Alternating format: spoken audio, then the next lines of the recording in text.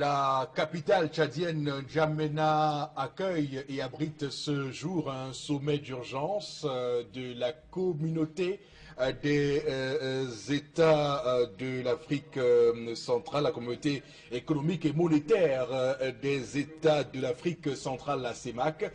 Donc ce qu'on appelle ici une réunion extraordinaire des chefs d'État et de gouvernement. Il faut là prendre des mesures pour stabiliser le cadre macroéconomique de cette sous-région en proie à de grosses difficultés depuis quelques années. On sait qu'en 2016, en décembre précisément, il y avait déjà eu une réunion ici à Yaoundé, ici au Cameroun à Yaoundé, pour donc faire en sorte que cela soit résolu. Mais 2 ans abonné Ali Bongo Ondiba, lui qui est en même temps le président de la communauté économique des États de l'Afrique centrale.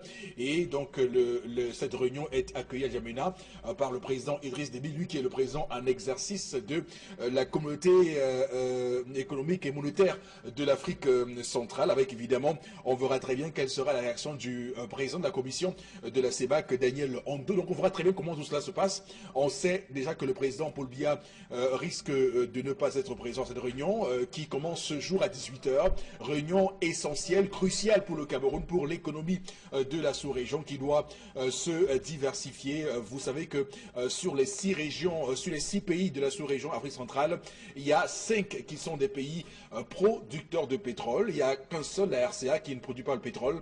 Et donc depuis 2014, avec la baisse des cours du pétrole, on voit comment ces économies-là ont du mal à se remettre en route, malgré tout ce qu'on peut imaginer. On parle également de la détérioration des déficits budgétaires et des comptes extérieurs. On l'a vu tout récemment avec le FMI qui a mis son petit grain de sel sur ce grand dossier. Donc toutes ces questions seront développées ce soir à N'Djamena au Tchad par les chefs d'État et de gouvernement de la CEMAC. Madame, Monsieur, bonjour et bienvenue sur Equinox Télévision pour ce nouveau numéro de votre magazine 10-12 Le Zénith. D'abord, pour installer le panel, je tiens à vous dire bonjour, Monsieur Charlabel, Monsieur Bachou, bonjour. Bonjour, Monsieur Éric Fokoussi-Negou. Bonjour à tous les téléspectateurs. Question. À quoi auront servi les 75 milliards censés acheter ou octroyer des ordinateurs aux différents étudiants? Ont-ils atteint leur cible? Question.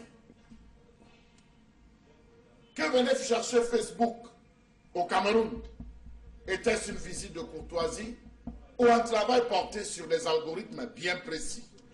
Question. Pourquoi n'a-t-on pas retiré les bulletins d'Akeremuna? Troisième question. Et enfin, il faut libérer ces conteneurs qui deviennent très gênants au niveau du port.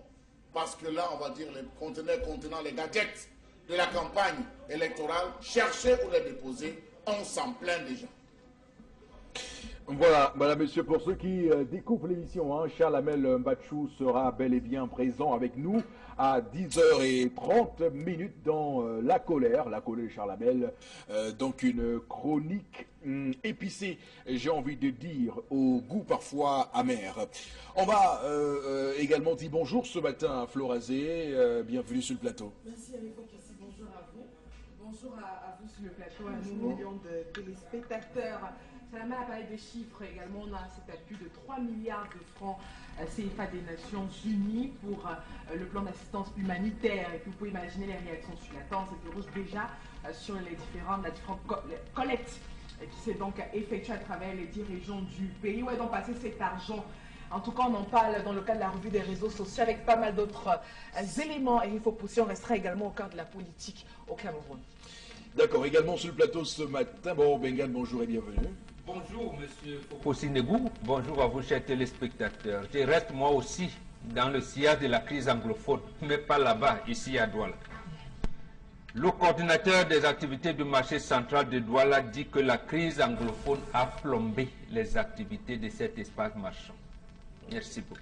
Donc ça nous touche déjà ici. Voilà, bon, Benga, donc on va retrouver également tout au long de l'émission, je tiens à vous le dire également, madame, messieurs, on va lancer l'émission de ce matin avec Tendance Cogne, la voyageuse. Voici, mesdames, messieurs, l'histoire du jour. Bonjour et bienvenue. Bonjour Eric, bonjour encore à toutes les veuves qui me regardent ce matin. Je salue les femmes qui me regardent du côté de Ndokpassi, 14e à Ndokpassi. Les pleurs de la femme, une femme veuve qui pleure. Elle m'a dit, maman, ma soeur, est-ce que quand on est veuve, on n'a plus droit au bonheur? Mais attends, elles avaient d'abord une association, c'est à notre époque, association des veuves joyeuses. Pour elle, là, je ne sais pas, bon, si elle est joyeuse ou pas. Parce qu'elle m'a parlé jusqu'à me donner son jour, le jour qu'elle est née. Son anniversaire, c'est samedi. Ou la fête va faire que je ne parte pas samedi manger, boire ma peau, je ne sais pas. Mais ce qui est sûr, c'est que je ne veux que partir. Je n'ai pas l'anniversaire là pour manger et boire. Il faut d'abord essuyer ses larmes.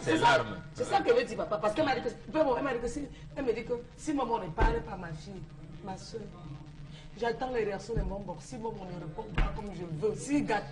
Elle dit que souvent tu gâtes, souvent tu arranges. Elle dit que gâter comment? Non, pour les veuves, tu veux qu'il te donne raison. Pour les veuves et les orphelins, on essaie d'abord de voir, on les encadre. J'ai dit que tu dis souvent ça parce que tu vas me dire ce qui est vrai. Quand tu dis parce que tu veux quitter, c'est les gens qui veulent qu'ils les supportent, là, ils disent que la vérité. Donc elle dit qu'elle dit qu'elle veut que tu la supportes. Le père ne supporte pas le faux. Elle m'a dit qu'elle est née le 29 octobre 78. Donc dans un village qui était voilà. Elle est venue veuve. Elle est née le 29 octobre 78 dans un village qui était le nom. Ce qui la ronge, au point où elle a besoin de conseils, c'est que elle a fait la connaissance d'un gars qui est né le 6 avril 80 à Douala. Qui dépasse l'autre? Non, c'est le gars qui est plus âgé. Attends, elle est née en 78.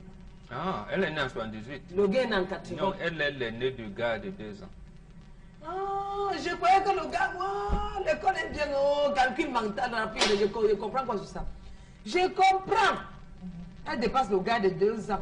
Oh là là. Mais il y a un problème qui se pose. Les deux s'aiment bien, il y a bien l'amour, ils causent bien. Ce qui l'énerve, c'est que la famille du gars, mais elle est calme. Mais comment? Un mignon gars comme toi, tu vas aller sortir et tu avais une veuve parce que vous avez les projets de mariage, comment?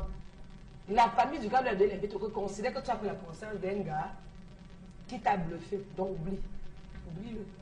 Il n'est pas prêt à être avec toi. Donc où tu es là, prends, j'ai n'importe comment lui mettre. C'est un amour sans progrès ou encore sans projet. Elle ne sait pas comment se tenir. Elle aime le gars. Oh, le gars l'aime aussi. Maintenant, le gars de son côté, il ne sait pas s'il peut trouver le bonheur ou le malheur. Et c'est le gars, lui, il est marié. Le gars n'est pas marié. Mais la famille du gars dit que non. Quand même, dis, tu ne veux pas prendre ta vie comme ça, tu vas mettre entre les mains d'une veuve. Tu sais que son mari est d'abord mort de quoi? Son mari est mort tôt. À peine elle s'est mariée, elle n'a même pas fait 5 ans de mariage. Son mari est mort. Ou c'est elle qui a même tué son mari. C'est ce que la famille a dit. Oui, absolument. Maintenant, étant jeune comme toi, tu te permets d'aller être avec une veuve parce que vous avez le projet de mariage. Nous, on a refusé. Donc les deux sont dans l'embarras du choix. Il ne sait pas s'il va aller l'épouser en cachette ou pas. La fille aussi de son côté dit que si ce n'est pas le gars, elle se marie plus elle. Qu'elle se sent à l'aise avec lui. La famille sent encore les cartes que non. Qu'elle est. Attends, il y a un mot là qu'elle m'a dit. Un langue français là que la famille a dit que si tu es cougar, c'est ton problème. Le cougar veut dire quoi? Que la famille lui a dit que madame, tu es cougar, laisse notre fils tranquille. Le cougar veut dire quoi? Cougar. Comment cougar. Le gars n'est pas pour. Il est bien grand de taille. Cougar, c'est la femme qui est cougar. Les cougar. cougars, c'est les femmes âgées qui aiment les jeunes garçons. Moi-même, je ne comprenais pas ça. Que tu es cougar. Non, on disait à la femme qu'elle est cougar. Oui, on l'a appelé pour dire que tu es cougar. Laisse notre fils tranquille. Va chercher ailleurs. Oh, je comprends. Non, c'est bien de faire l'école comme Foposi Negou. Moi-même, je disais. Tu me remercies, maman. Maman, on m'a appelé, je viens t'appeler. Tu comprends, maman? Avant, j'appelais Isabelle Caromene, elle n'appelle plus. Même à elle n'appelle plus. Je t'appelle avec Eric Foposi. Donc, une femme qu'on dit qu'elle est cougar, qu'elle est au gars tranquille. Est-ce que, je ne sais pas comment vous poser les questions. Est-ce que si c'est vous allez partir vous marier en cachette? Je ne sais pas comment vous commencer par poser. Oui, en cachette, c'est ça. Est-ce que vous pouvez désobéir aux parents, partir épouser une femme en cachette On dit qu'elle est cougar, point d'interrogation. Est-ce que toi, maman, tu peux aussi laisser l'enfant là, tu dis que ouais, mon mari est mort. Oui, j'ai enlevé le noir, j'ai fait tout. Mieux, je trouve un homme qui me dépasse en âge ou qui a l'âge de mon mari. Comment on gère cette situation? Donc, ils ont besoin de vos conseils. Eric, je m'arrête là. Père Mombo, je te reviens dans quelques secondes. Oui. Voilà, l'histoire de ce matin, madame, monsieur, vous comprenez qu'elle est assez complexe puisque ça nous permet de creuser plusieurs sillons dans ce champ vaste de plusieurs hectares de situations. Et là, on voit très bien qu'il s'agit là d'une veuve. Donc, la question de la veuve sera évidemment évoquée dans cette affaire. Et il y a cet autre élément important à relever, c'est celui des femmes âgées qui se mettent en couple avec des jeunes hommes. On sait que le phénomène est très présent dans les pays occidentaux, mais ça commence aussi à faire une entrée fracassante au Cameroun, où on voit des femmes qui entretiennent des jeunes hommes qu'on appelle le plus souvent des gigolos. Et est-ce que dans ces relations-là, il s'agit souvent vraiment d'amour, ou il y a toujours un intérêt derrière qu'on pourrait déceler? Bon, Bengan, quelles sont vos observations de l'histoire de ce matin? Il y en a plusieurs. Premièrement, la famille du garçon a bien raison, et c'est légitime de poser ces questions-là. Vous m'avez entendu demander à fille Tendance si le gars était marié. Non. Eh bien, le gars n'est pas marié. Et ça pose un problème. Est-ce que lui est 38 ans, épouser une femme de 40 ans, c'est sur quoi elle va connaître sa ménopause bientôt. Et la dame n'a même pas l'enfant aussi. Voilà. Et elle est restée comme ça parce qu'elle a vite perdu son mari. C'est un problème. Pour la famille du garçon, c'est un problème qu'il faut résoudre. Parce qu'on se marie, on en parlait encore hier, par amour, certes, mais c'est pour avoir les enfants. Pour perpétuer l'espèce humaine, oui. Effectivement, le premier. Mais le problème également que ça pose, ça renvoie au rite de veuvage. J'entends souvent des choses ici qui me font rire, mais à un moment donné, ça me désole un peu. Les rites de veuvage, la femme, parce que c'est la femme, c'est la famille qui épouse la femme. Pendant les rites de veuvage, qu'est-ce qui a été convenu de cette femme? À bien regarder, elle n'a pas fait des rites de veuvage comme on le recommande dans nos traditions. Le rite de veuvage voudrait dire que la famille qui est venue t'épouser, maintenant où leur fils ne vit plus, quel est le statut que tu auras?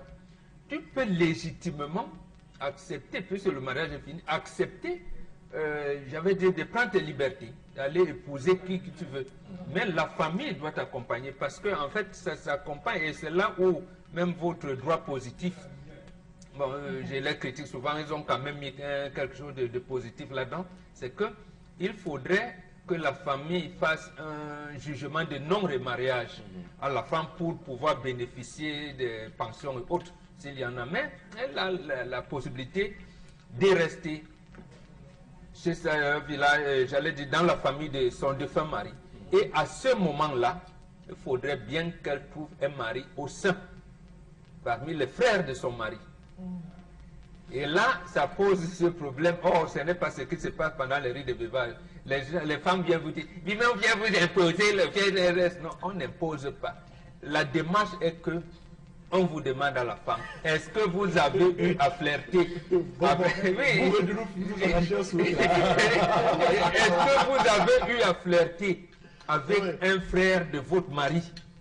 Sinon, est-ce qu'il y en a un qui vous... Voilà. C'est ça, en fait, dans les rites de veuvage, c'est ça qui accompagne. De telle manière que quand une femme dit « je reste à côté de la tombe de mon mari et on trouve un frère de son mari qui va rester avec elle. Et ce sont ces femmes qui vous font le rite de veuvage qui ont l'obligation d'aller vers votre coépouse désormais, parce que généralement les hommes mariés. Est-ce que l'homme qui va rester avec la veuve, il est marié, sa femme va l'accueillir comment? Si c'est un homme qui n'est pas marié, pour le cas, si ce garçon de 38 ans est de la famille du défunt mari, ça ne cause pas de problème. D'accord. Ça ne cause pas de problème. Il peut rester avec la veuve de son frère aîné qui est décédé. Ils peuvent bien vivre ensemble. Et maintenant, regarder dans quelle mesure si elle peut encore procréer ou pas, mais là, ça ne poserait pas de problème. Le problème, à mon avis, c'est que peut-être c'est une autre famille et qu'on n'a pas le statut de cette femme si elle est restée libre, mais je vois trop d'occidentalisation de ces choses-là. Alors que dans nos familles, dans nos coutumes, c'est bien réglementé. D'accord. Je vous avais dit qu'on creuserait beaucoup de sillons dans ce vaste champ de plusieurs hectares. Alors, Chalamel, je vous passe la parole pour la suite. Hein. Alors, monsieur Eric Fopoussi, on a un ensemble de questions qui sont posées par les deux cas. Ou si vous voulez, un ensemble d'interrogations ou alors de constats. Le premier, c'est que dans la belle famille, on dit qu'elle est veuve. Deuxième, elle est plus expérimentée. Elle n'est pas âgée. Elle est plus expérimentée. Voilà comment tient le langage, monsieur Eric Fopoussi. Elle est plus expérimentée. Ça veut dire qu'elle a une perception de la vie. Elle a une perception de la chose que le gars n'a pas. Et n'oubliez pas, une femme de 20 ans agit comme un homme de 40 ans. Tandis qu'une femme de 30 ans agit et se comporte comme un homme de 60 ans. Donc, la femme a un décalage beaucoup plus éloigné entre l'homme, de l'homme autant que moi. De l'autre côté, on a une question qu'on se pose. Pourra-t-il s'en sortir? Lorsque vous avez affaire à une femme rusée, une femme expérimentée, pourra-t-il s'en sortir? Elle maîtrise les rouages du mariage que lui, il ne maîtrise pas. Autre point, pourra-t-il perpétuer sa descendance, comme l'a développé Bobo? Pourra-t-il perpétuer sa descendance? À tout cela, M. Eric Fopoussi, on clôture par trois autres questions. De quoi est mort son mari? On regarde du côté conventionnel. Avait-il une maladie XX? Était-ce une maladie incurable? Était-ce un accident de circulation? S'il est décédé de suite d'une maladie incurable, ça ouvre encore à deux cas. Ont-ils fait des bilans médicaux? Est-ce que s'il est décédé de suite d'accident, ça ouvre encore à deux cas. L'a-t-on vendu? Est-elle sorcière? Si cela n'est pas le cas, M. Eric Fopoussi, on va chuter sur le dernier cas. Est-elle frappée du sceau de la malédiction qui consiste à ce qu'elle perde 7 à 9 maris? Parce qu'il y a des familles où le sceau de la malédiction va frapper une fille. Elle devra perdre 7 hommes. Pour être en paix, elle devra perdre 7 hommes. Ou 9, oui. Ou 9, oui. 7 ou 9 hommes pour pouvoir être en paix. Et c'est la raison pour laquelle vous voyez beaucoup de jeunes filles, on la pousse à se marier vite. Lorsque, tant que vous êtes avec elle, c'est-à-dire vous sortez avec elle, peut-être moi je sors avec Flora, rien. Mais lorsque vous contactez déjà officiellement le mariage, monsieur, il faut que vos jours sont comptés. Et vous voyez qu'il y a des femmes dans la société qui sont indexées. Quand tu vas leur dire quelqu'un, fais attention, tu es le quatrième. Le gars dit ok, d'accord. Le quatrième entre et ça va. Le vieux dit tu es le cinquième. Donc jusqu'au septième. Donc je viens à cela pour dire, monsieur, il faut possible que cela pose cet ensemble de problèmes aujourd'hui dans la société. N'a-t-elle pas droit au bonheur? Je dis oui, elle a droit au bonheur. Elle a droit de vivre le bonheur. Elle a le droit d'être heureuse. Mais devra-t-elle être heureuse forcément avec un garçon de 38 ans? Je dis non. La société ne va jamais l'accepter. La société bantou ne va jamais l'accepter. Sauf la société occidentalisée qui va trouver qu'en cela il n'y a rien. C'est l'amour, c'est la vie. En oubliant que la femme vieillit plus vite que l'homme. La femme a tendance à plus vieillir plus rapidement que l'homme. Non, mais Chalamel, attention, faut pas quand même. Je veux dire, l'écart là, 30, 38, 40, c'est pas. Je veux dire, c'est pas non plus. C'est pas non plus considérable. Par rapport à. Parce que. Et je pense pas, puisqu'on parle. Elle a 40 ans. Elle n'est pas cougar avec un monsieur de 38 ans. Voilà. Elle n'est pas cougar. Quand on parle de cougar, c'est qu'une femme de 40 ans sort avec un jeune de 20 ans. Voilà une vraie cougar. Monsieur Eric Fopoussi, est-ce que vous êtes sûr que c'est son vrai âge? Oh, oui, ça veut dire quoi? Vous savez dire ce que ça veut dire? La logique de l'histoire, on va pas. Non. Pourquoi a-t-elle insisté avec autant de précision à donner la tendance, son jour, le mois et l'année de sa naissance? Moi je m'en tiens à l'histoire de ce matin. Moi je m'en tiens à l'histoire de ce matin. 2 ans d'écart pour la femme, pour l'homme. C'est-à-dire l'homme a 38 ans, elle 40 ans, c'est... Mais je peux vous dire, je connais des mariages où la femme, elle est née de l'homme de près de 8 ans, 10 ans qui marche. Absolument, nous connaissons, 10 ans de plus. mais la société s'interroge sur cet état de choses. Il y a des mariages, nous en connaissons. Quand on s'interroge, mais après, quand les gens se rendent compte, vous ne savez pas ce qu'il est dit. Les gens peuvent se rencontrer pour une raison, pour X ou Y raison, et c'est ça qui permet qu'ils cimentent leur couple. Donc on ne peut pas aujourd'hui, sur la base de qu'une femme est plus âgée qu'un monsieur, décréter que ce sera un fiasco, un flop total leur union. Puisqu'on voit très bien que si une femme décide, elle, de se mettre avec un gelot, c'est qu'elle a forcément des raisons. Bon, on peut aujourd'hui faire des thèses comme on veut. Qui est mort était mort aussi à 38 ans. Alors, oui, alors, non mais franchement... Quelqu'un a dit que l'amour n'a pas d'âge. Et puis, il faut aussi dire que c'est pas prouvé. Je veux dire, l'homme peut avoir 38 ans, mais l'âge physique, pas forcément, c'est qu'il a engrangé comme expérience dans la vie. Attention, monsieur Eric. Oui, bien sûr. Attention. Il y a des gens qui a un âge, qui a 38 ans, ont vécu des choses. Alors, je vois votre calme, Charles. Alors, je ne vais pas dans ce débat pour savoir sortir du sujet. Ok.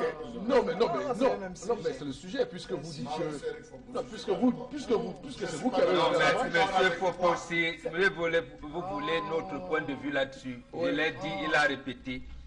Vous avez le même âge qu'une femme, 30 ans, cette femme va vieillir avant vous.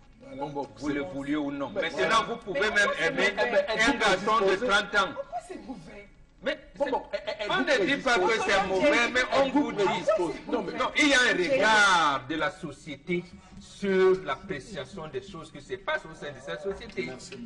Bon. Mais vous pensez que... J'aimerais savoir, il y a quelle loi au Cameroun il n'existe pas, il y a la loi. Femme doit être moins âgée qu'un homme? Non, c'est un conseil. Vous avez parlé de décret, non. C'est un conseil. Et vous avez vu, vous l'avez répété hier, que dit souvent le président français par rapport à l'aspect des enfants. Oui. Vous n'êtes pas sûr que c'est parce qu'il a fait le mariage qu'il a fait qu'il tient ce langage? La preuve est que la haute administration publique et privée française est en train de le reprendre sur certains de ces termes. Donc, laissons ça. Vous pouvez faire ce que vous voulez, vous avez votre choix.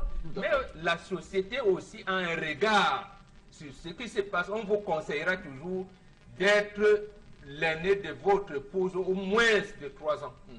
En tout cas, ce qui est certain, c'est que lorsqu'un homme se met avec une femme, tous ces éléments-là, il les a. Il sait qu'elle vieillira avant lui, il sait qu'elle aura la ménopause, il sait tout ça. C'est sur cette base qu'ils se mettent ensemble. Vous vous rendez compte que pendant la dot, le rituel de la dot, lorsqu'on parle, on prononce toujours le nom de la personne, la date de naissance, la date, le mois et le jour de naissance. Même lors du mariage, la célébration du mariage, on lit, lorsqu'on procède à la lecture, on dit toujours né en telle année, à monsieur tel. Directement dans la salle, les gens font des calculs et le débat commence à s'ouvrir à ce niveau. La société, que vous le vouliez ou non, a un regard figé sur cette question. Vous ne pouvez pas empêcher de ceci. On a vu des jeunes garçons de 26 ans. Pourquoi sur la toile vous vous plaignez? Pourquoi sur la toile, sur Facebook, vous vous plaignez de voir une jeune fille de 16 ans qui a épousé un père de 60 ans ou 80 ans? Vous vous plaignez pourquoi? Si tout à fait c'est normal, chacun peut mener sa vie comme il veut. Non, là c'est pareil. La loi. Ah là, ça c'est plus pareil. Non, la société, la société, on parle d'une dame qui a 40 ans, qui a 38 ans. Chalamel a parlé d'expérience. Chacun ici, quand on veut se mettre en relation, on recherche de l'expérience chez l'autre.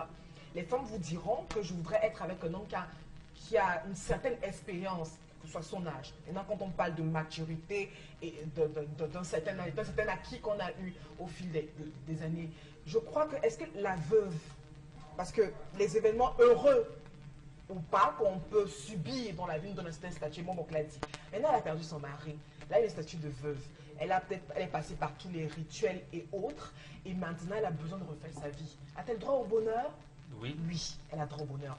A-t-elle droit de choisir ou alors de tomber amoureuse d'un monsieur de 38 ans? Je dis oui. Parce que le monsieur de 38 ans voit en cette dame de 40 ans une femme qui ferait son bonheur, qui sera bonne à la maison, qui pourra entretenir les enfants, etc. Je dis à 40 ans, c'est encore possible de faire les enfants. Et je le dis encore, quand on est amoureux, c'est vraiment au-delà de l'amour, il y a des considérations qu'il faut avoir. C'est-à-dire comment faire face à certaines situations de la vie. Mon oncle le dit souvent, c'est dans la crise qu'on peut régler un certain nombre de choses. Alors, même si la dame ne réussit pas à faire 5 ou 10 enfants, qui ne vous dit pas que le monsieur, lui, étant amoureux, est prêt à subir ça par amour? Parce que justement, quand les personnes se lient, il n'y a que ces personnes-là qui solidifient leur base. Maintenant, le regard des autres, vous n'allez pas vivre avec le passé des gens éternellement. Monsieur Fopo, si vous êtes repenti, c'est bon.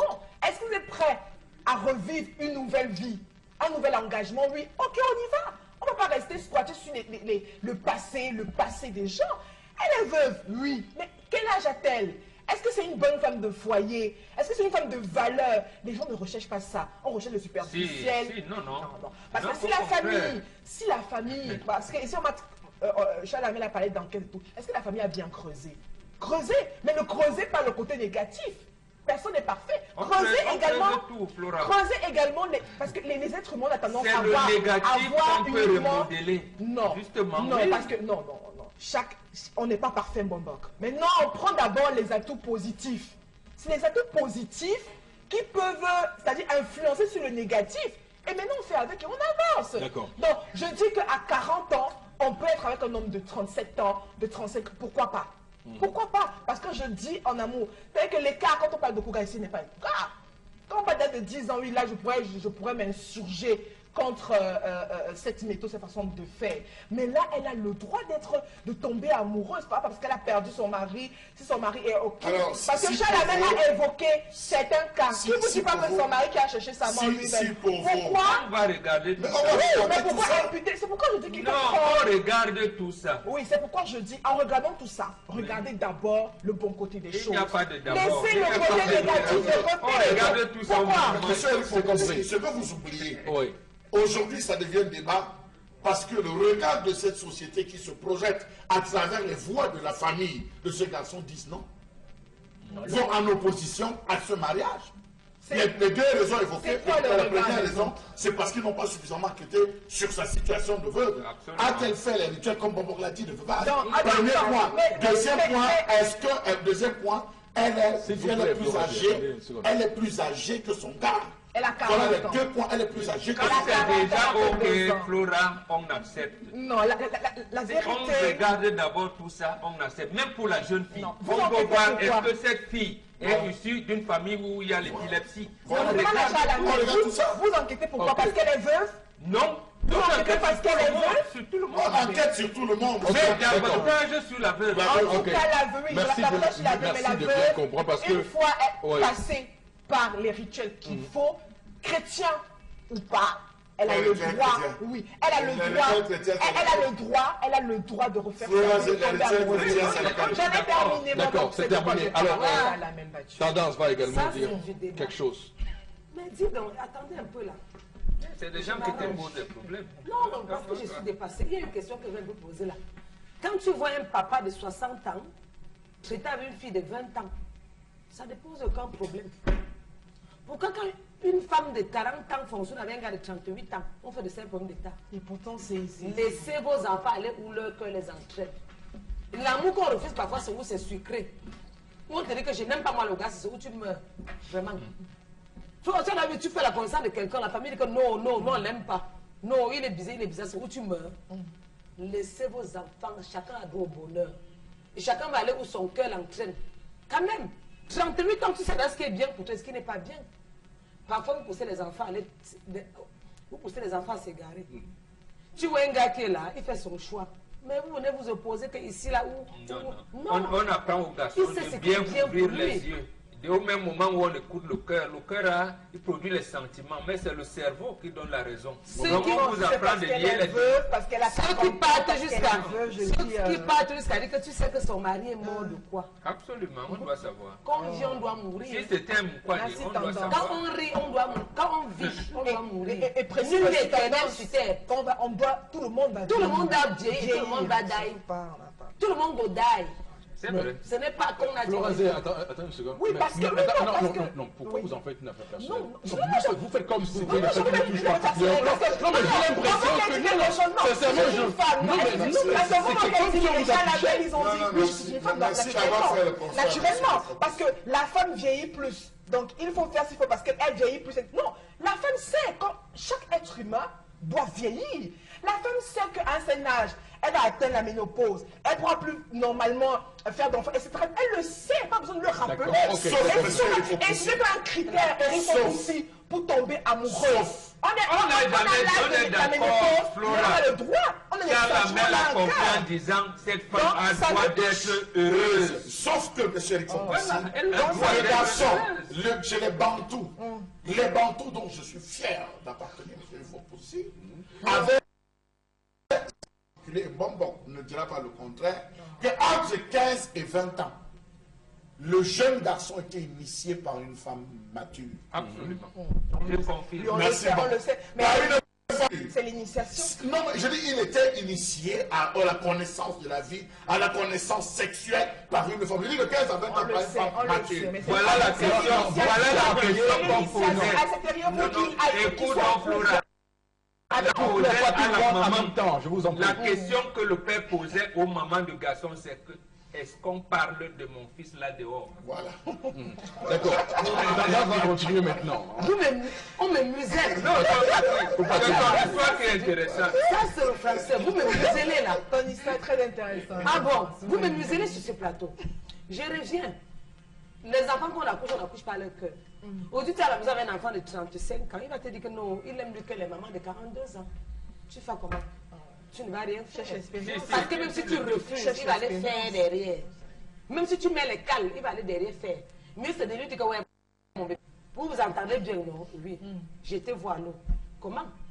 Jetez-vous à l'eau. Qui ne te dit même pas si c'est la femme là qui va... Oui. Qui ne te dit même pas si c'est la femme qui jette beaucoup de gens dans les six. Et vous même tomber dans l'eau, et l'eau va les emporter. Même pas ça. Moi, j'ai dit dans ma tête, j'ai souvent dit à mes enfants que quand vous voulez marcher, là, contrôlez vos chemins. Et cherchez à causer avec les gens qui vont vous servir à quelque chose. Je ne veux pas les relations de bière, ni de soya. Non. Même c'est ta camarade de classe. Il faut que tu dis que ouais, je pas. Les enfants qu'on a poussé sont par exemple Flora. Souvent j'arrive mon fils, que tu fais l'université, non? Chérie, regarde-moi dans les yeux. Je te dis que tu es tout pour moi, non? Oui, maman. Même pour dire bonjour à une fille, parce que c'est que tu es encore l'enfant. Quand tu vas commencer à dire bonjour à une fille, quand vous avez une fille, même si c'est ta camarade de classe, quand tu vas dire que périmètre du carré c'est quoi? Elle va te dire que périmètre du carré est égal à côté x 4. Ne parle pas avec une fille. Plaisir dans le niveau élevé. Côté est égal à périmètre divisé par 4. Ah oui, Parce que j'apprends. bravo.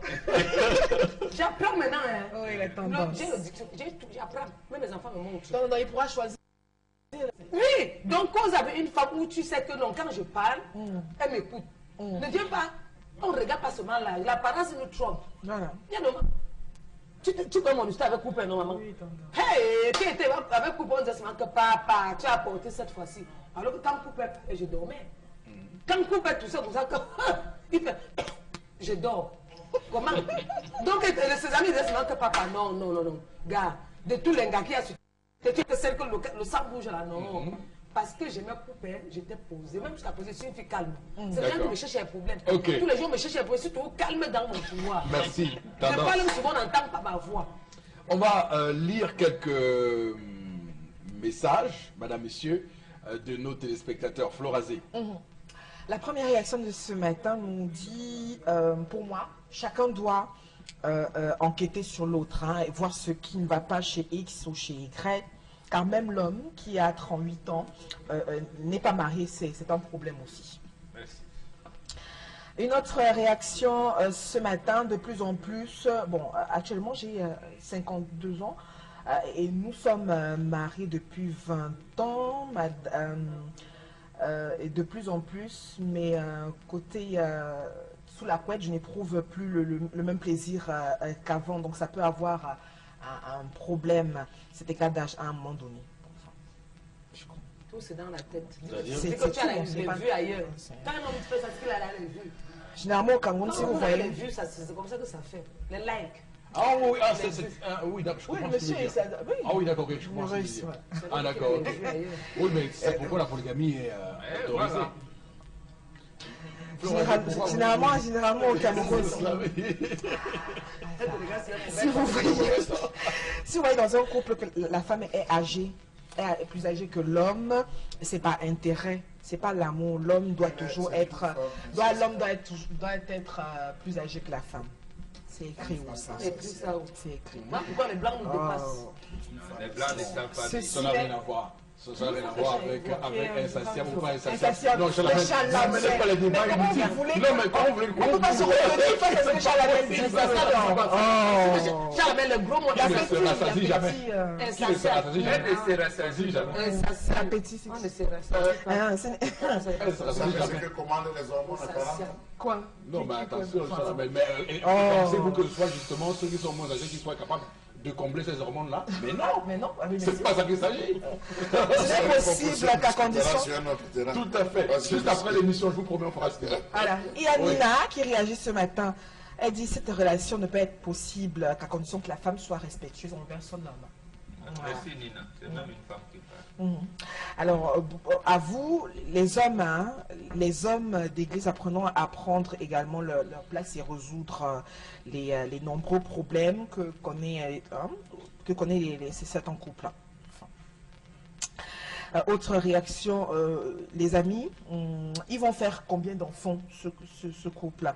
Elle est vieille, la ménopause est déjà là, c'est Aboubakar qui réagit. Mais à 40 ans, on peut faire d'enfants. Même à 42 ans. On accouche. La vérité, ne nous laissons pas aveugler par le côté superficiel des comportements occidentaux qui nous détruisent. Oui, mais pourquoi vous lisez à mettre considération qui nous détruisent? Pourquoi vous lisez? Lisez, c'est quelqu'un. Je voudrais que la femme soit moins âgée que son conjoint. La femme vieillit plus que l'homme. Étant donné que cette dame est veuve, elle a droit au bonheur, mais l'âge de celle-ci jouera en sa défaveur. Au fil du temps, c'est Cathy Ayambo. Mais pourquoi veut-elle absolument se marier à 40 ans? Le défunt mari peut avoir laissé les biens. Bon, on a oublié ça. Le défunt mari peut avoir laissé les biens. C'est pour ça que je dis que le gars l'a pris. Non, puisqu'elle a offert une voiture, elle a offert une voiture. Voilà. Elle a offert une voiture. Vous comprenez pourquoi le gars s'accroche mordiquement. Quand vous faites des cadeaux, Non, mais en réalité, j'observe. En réalité, les relations dans lesquelles les femmes sont plus âgées que l'homme sont généralement des relations à 60% intéressées. C'est-à-dire la femme est pleine aux as et le gars c'est un bon gigolo qui profite de ses biens. Et il faut le dire aux femmes parce que dans une relation où vous êtes plus âgé que le monsieur, même si vous semblez vous épanouir, c'est vous qui êtes en danger. Voilà. Parce qu'il n'est pas exclu comme si monsieur c'est lui, il ne ressent plus rien. Donc il va forcément se retrouver vers une femme moins âgée. Et pour la voiture, comme je te disais tout à l'heure en off là, je n'ai même pas mis dans l'histoire, mais elle m'a dit qu'elle a donné la voiture parce que le gars fait plus de marches par rapport à elle. La mère du gars aussi de son côté, les sœurs disent que la voiture là, on la coûte au camion. Donc va derrière la malchance qu'on a la famille. La voiture là, tu vas entrer sous le camion avec. C'est la malchance que vous lui donnez. Et vous les sœurs, quand vous n'êtes pas mariés là, quand vous êtes mariés, partez gérer vos foyers. D'accord. Merci beaucoup à tous et à chacun d'être là ce matin sur Equinox Télévision. Mesdames et messieurs, on va poursuivre cette émission entre 10h et 12h. Voici la colère de Charles Hamel.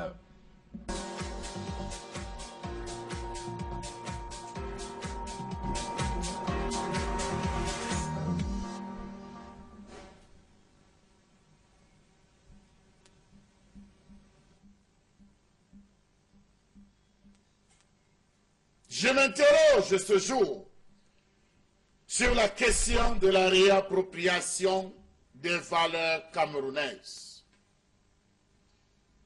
Comment comprendre qu'à ce jour, les Camerounais ont perdu les valeurs d'antan?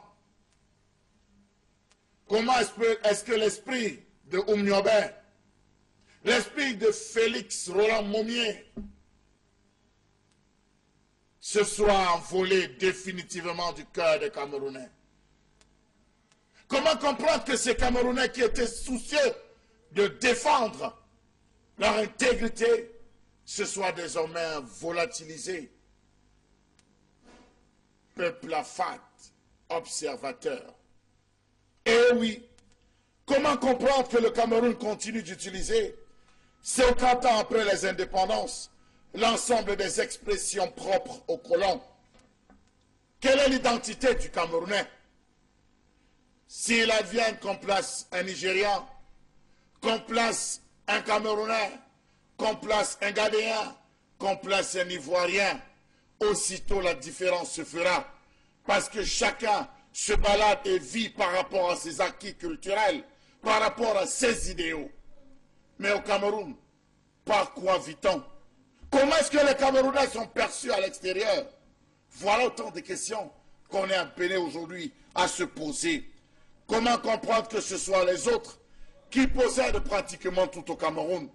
On nous parle de 5000 entreprises qui seraient détenues par nos frères voisins. Qui sont ces conseillers techniques dans tous les secteurs sensibles de ce pays pour que l'accès à l'eau, l'énergie, la santé, l'éducation, l'industrie, l'audiovisuel, même la brocante, censée être vendue à vil prix, se retrouve aujourd'hui à devenir une fortune pour ceux qui ont la chance de vouloir ou de s'offrir un appareil. Comment comprendre que ce soit tous ces conseillers techniques qui ferment les yeux devant les plus grosses bavures? Oui, ce sont eux qui fournissent la connexion Internet approximative, les services de téléphonie, transportent tous nos dirigeants sans aucune exception, abritent leurs familles et gardent leur argent, que ce soit encore eux qui produisent nos cartes d'identité et passeports, contrôlent tous les ports du Cameroun. Vraiment, interrogeons-nous, où est passée la valeur, la véritable valeur des Camerounais? Que ce soit eux qui coordonnent et attestent de la qualité de nos diplômes, vous ne pouvez sortir sans qu'on ne dise le bac camerounais. 3 points d'interrogation. Le bac camerounais n'est plus sûr, le bac camerounais n'est plus fiable. Les diplômes camerounais, diplômes de la honte. Quand est-ce qu'on va reprendre toutes ces valeurs et créer de véritables valeurs pour nous autres, Camerounais, pourquoi pas africains? Comment comprendre que ce soit eux qui valident et financent la production de nos livres et programmes scolaires? La preuve, regardez tout le scandale qui a tourné tout autour du livre cette rentrée, avec ces concepts nouveaux, intégrés, mieux que dis-je, ces concepts néfastes et émergents. 2018.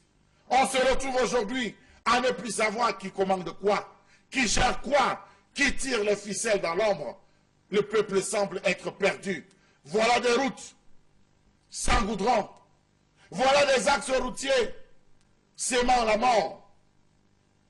Nombreux sont les Camerounais qui de janvier à ce jour ont perdu la vie. Combien sont ceux-là qui, par négligence médicale, viennent à rendre l'âme dans nos hôpitaux? À qui appartiennent les grandes décisions dans ce pays? Si un ministre de la Communication prendra celui de dire, pour ce qui concerne la santé, demandez au ministre de la Santé. Pour ce qui concerne les observateurs, allez au MINAT. Chacun fuit devant ses responsabilités dans ce pays. Comment comprendre qu'on parle encore aujourd'hui de CIL, CEP, cours moyen 1 et 2, ou alors 6e? Qu'est-ce qu'il y a dans ces différentes expressions? N'y aurait-il pas moyen de trouver une autre phrase, une autre appellation propre aux Camerounais? Savez-vous que lorsqu'un Camerounais s'enrichit dans l'immobilier, les étrangers sont encore plus riches? Parce qu'au Cameroun, on passe plus de temps à couper le bois brut, à l'exporter, à l'envoyer à l'extérieur pour qu'ils puissent le transformer et nous le renvoyer à des prix faramineux. Aujourd'hui, dans tous les domiciles, vous rentrez, vous allez voir des armoires, vous allez voir des salons, vous verrez toute la cuisine équipée, non pas à la camerounaise, mais à l'occidentale, à l'occidentaliser, mieux encore, que dis-je, chez ceux qui viennent de chez l'oncle Sam. On se vante désormais d'avoir tout acheté ailleurs. Le Camerounais, qu'est-ce qu'il a? Le menuisier camerounais, qu'est-ce qu'il a? Le cordonnier camerounais, qu'est-ce qu'il a? Le couturier camerounais, qu'est-ce qu'il gagne? L'enseignant camerounais, qu'est-ce qu'il gagne? Au fond, nous sommes tous une coquille vide, sans valeur. Et voilà un sujet qui va beaucoup faire sourire Bobo Bengan, qui est d'ailleurs très friand de ce type de problématique, parce que c'est au cœur d'ailleurs de ce qu'il a souvent décrit ici comme étant le problème du Cameroun, cette dépendance de l'extérieur, ce pays qui, comme on le voit très bien, n'est pas la propriété des Camerounais et que c'est tout ce qui se fait vient d'ailleurs. On le voit dans le ressenti général et dans tout ce qui se fait au quotidien, que ce soit sur le plan politique, économique ou social. Bobo Bengan. Oui, absolument. J'allais dire, Charles Lamel a bien commencé, bien conclu sa chronique aujourd'hui. Oui. Où se trouve l'esprit des Moumiers. Il a terminé en disant, parce que nous n'avons pas voulu le suivre, nous sommes dans le vide. C'est justement ce qui s'est passé avec nous. Et l'homme politique français, Jean Jaurès, disait, on n'enseigne pas ce que l'on sait, on enseigne ce que l'on est. Et qu'est-ce qu'on est? Nous sommes quoi? Ou alors nous sommes qui? On veut dire les deux, ça fait deux questions. Vous savez, pendant la lutte pour l'indépendance, on dit l'accès à la souveraineté internationale. Il y avait une chanson qu'on chantait dans tout le Cameroun. Oumnyobe Chege, indépendance Babou. Les gens de ma génération le savent. Donc, Oumnyobe, c'est un bouc. Il n'y aura pas d'indépendance. Et nous sommes là précisément parce que ceux qui combattaient les indépendantistes, on les a mis là pour gérer le pouvoir, le pays qu'ils ne connaissent pas, qu'ils n'ont pas appris à gérer. Voilà Qu'ils n'ont pas voulu gérer d'ailleurs. Oui, qu'ils n'ont pas voulu parce que pendant longtemps, ils ont combattu ceux qui avaient une idée de ce que peut être l'identité camerounaise. Oui. Et un jour, on assassine ceux qui avaient cette idée-là, on les met devant, on les dit. C'est pour cette raison que jusqu'en 90, je vous dis, il y avait les coopérants qui enseignaient encore les mathématiques, les sciences naturelles dans le lycée, le collège au Cameroun. Tout à fait. Vous vous rendez Les Européens qui Oui, les Européens. Oui, pour expliquer aux gens qui nous écoutent, oui. Et c'est-à-dire que c'est quand même inadmissible. Oui. C'est inadmissible. Et on leur disait, à Moumié notamment, je me rappelle j'étais dans les années 53, avec le père d'Andamon Djamdoya, parce qu'il faut citer les choses. Moumié, on lui dit, mais à Fumba, chez lui, il lui dit, mais médecin de ton état, tu montes, tu descends, tu apprends des choses aux gens, c'est quoi ça? Tu es en train de lutter pour l'indépendance du pays alors que nous sommes incapables de fabriquer une bûchette d'allumettes. Et Moumi a dit, mais si moi je suis médecin, il avait 28 ans à ce moment-là, si je suis médecin, je dirige un parti comme l'UPC, et je vous dis que nous sommes en mesure d'être indépendants en 1956, parce que c'était ça le programme. En 1956, nous avons tout ce qu'il faut pour prendre toute l'administration, et publique, et privée, et même la défense nationale. On lui a dit, tu es un rêveur. Tu es un rêveur. Aujourd'hui, qui était donc un rêveur? Donc voilà Moumié qui est dans la réalité des faits. Et voilà un bonhomme. Parce qu'à partir de 58, quand on les chasse à Kumba, ça aussi il faut le dire, il s'est réfugié au Caire et à Khartoum. Voilà un bonhomme qui n'est pas président de parti, mais qui dirigeait les rencontres où siégeaient les présidents. Tous les problèmes des rencontres lignées, où il y avait les Tito, président Tito de la Yougoslavie, le Nasser de l'Égypte, et Sékou Touré et bien d'autres. Il présidait les rencontres. Pour un type de ce genre qui est mort à 35 ans, figurez-vous, parce que quand on vous parle de Félix Roland Moumié, mort en 60, vous avez l'impression que c'est un vieux papa. Et quand les Matomba, les flanquins disent, ah bon, vous êtes des enfants, on leur dit, Moumié est mort à 35 ans. Et je vous rappelle que c'est lui qui avait rédigé le discours de Lumumba, quand Lumumba avait présenté l'indépendance du Congo. Mobutu qui a transformé le Zaïre du Congo à l'époque. Donc, voilà des gens qui avaient une haute connaissance des affaires du pays. Mais un jour, en 57, en avril 57, les Français décident de faire naître un État par un décret. C'est ça qui nous bloque jusqu'aujourd'hui. Donc, et le même Moumié disait que notre indépendance est suspendue. C'est pour ça que les intellectuels vous parlent de l'indépendance factice. Donc nous sommes là, mais nous ne sommes pas là. C'est là dont on assiste ainsi aux symptômes de cette indépendance de de façade. Oui, des façades, L'indépendance en carton. Et vous avez bien fait même de rappeler ce qui se passe en Djamena voilà. à ce moment. Tout à fait. Donc, les Français vous disent aux États dits indépendants. Non. Pourquoi vous voulez vous réunir à Malabo? Arrêtez-nous ça. Rencontrons-nous en Djamena. Et aussi pris les bagages et s'en vont en Djamena. Voilà. Et alors ils vont vous dire, nous sommes un pays souverain. Nous décidons de ce que nous ferons. Mais fermez-moi ça. Voilà. Ils disent, non, on n'a pas rencontrons-nous dans 2 jours à Djamena. Et depuis... Et ils y vont sans savoir l'ordre du jour. Parce qu'on ne sait pas encore si on va dévaluer ou pas. Voilà. On ne sait pas, parce que ça reste encore une question. On ne sait pas Ils encore. vont comme les jeunes enfants. Alors, oui, Charles. Monsieur Rifopoussi, on vient à peine de donner les résultats. Enfin, le Conseil constitutionnel vient à peine de donner les résultats des élections. Que tout de suite, les Camerounais sont en train de se poser les questions dans tous les bars, les snack bars. Qu'est-ce que la France a dit? Qu'est-ce que les États-Unis ont dit? Et voilà. Vous voyez jusqu'à quel point les Camerounais ont perdu leur valeur. Ils ne sont pas dupes, ils savent. Non, monsieur Rifopoussi, vous voyez jusqu'à quel point? Qu'est-ce que la France a dit? Les gens vont scruter la page de l'ambassade de France. Il faut que la France parle.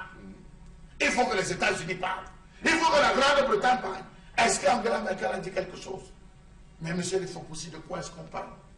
Nous-mêmes, nous sommes en train de démontrer que nous ne sommes pas souverains. Ça suppose que ce que nous avons fait, il faudrait que ça... Qui vient nous dire que, eh bien, le Cameroun, vous avez bien fait. Raison pour laquelle on a eu ce type d'observateur que nous avons eu.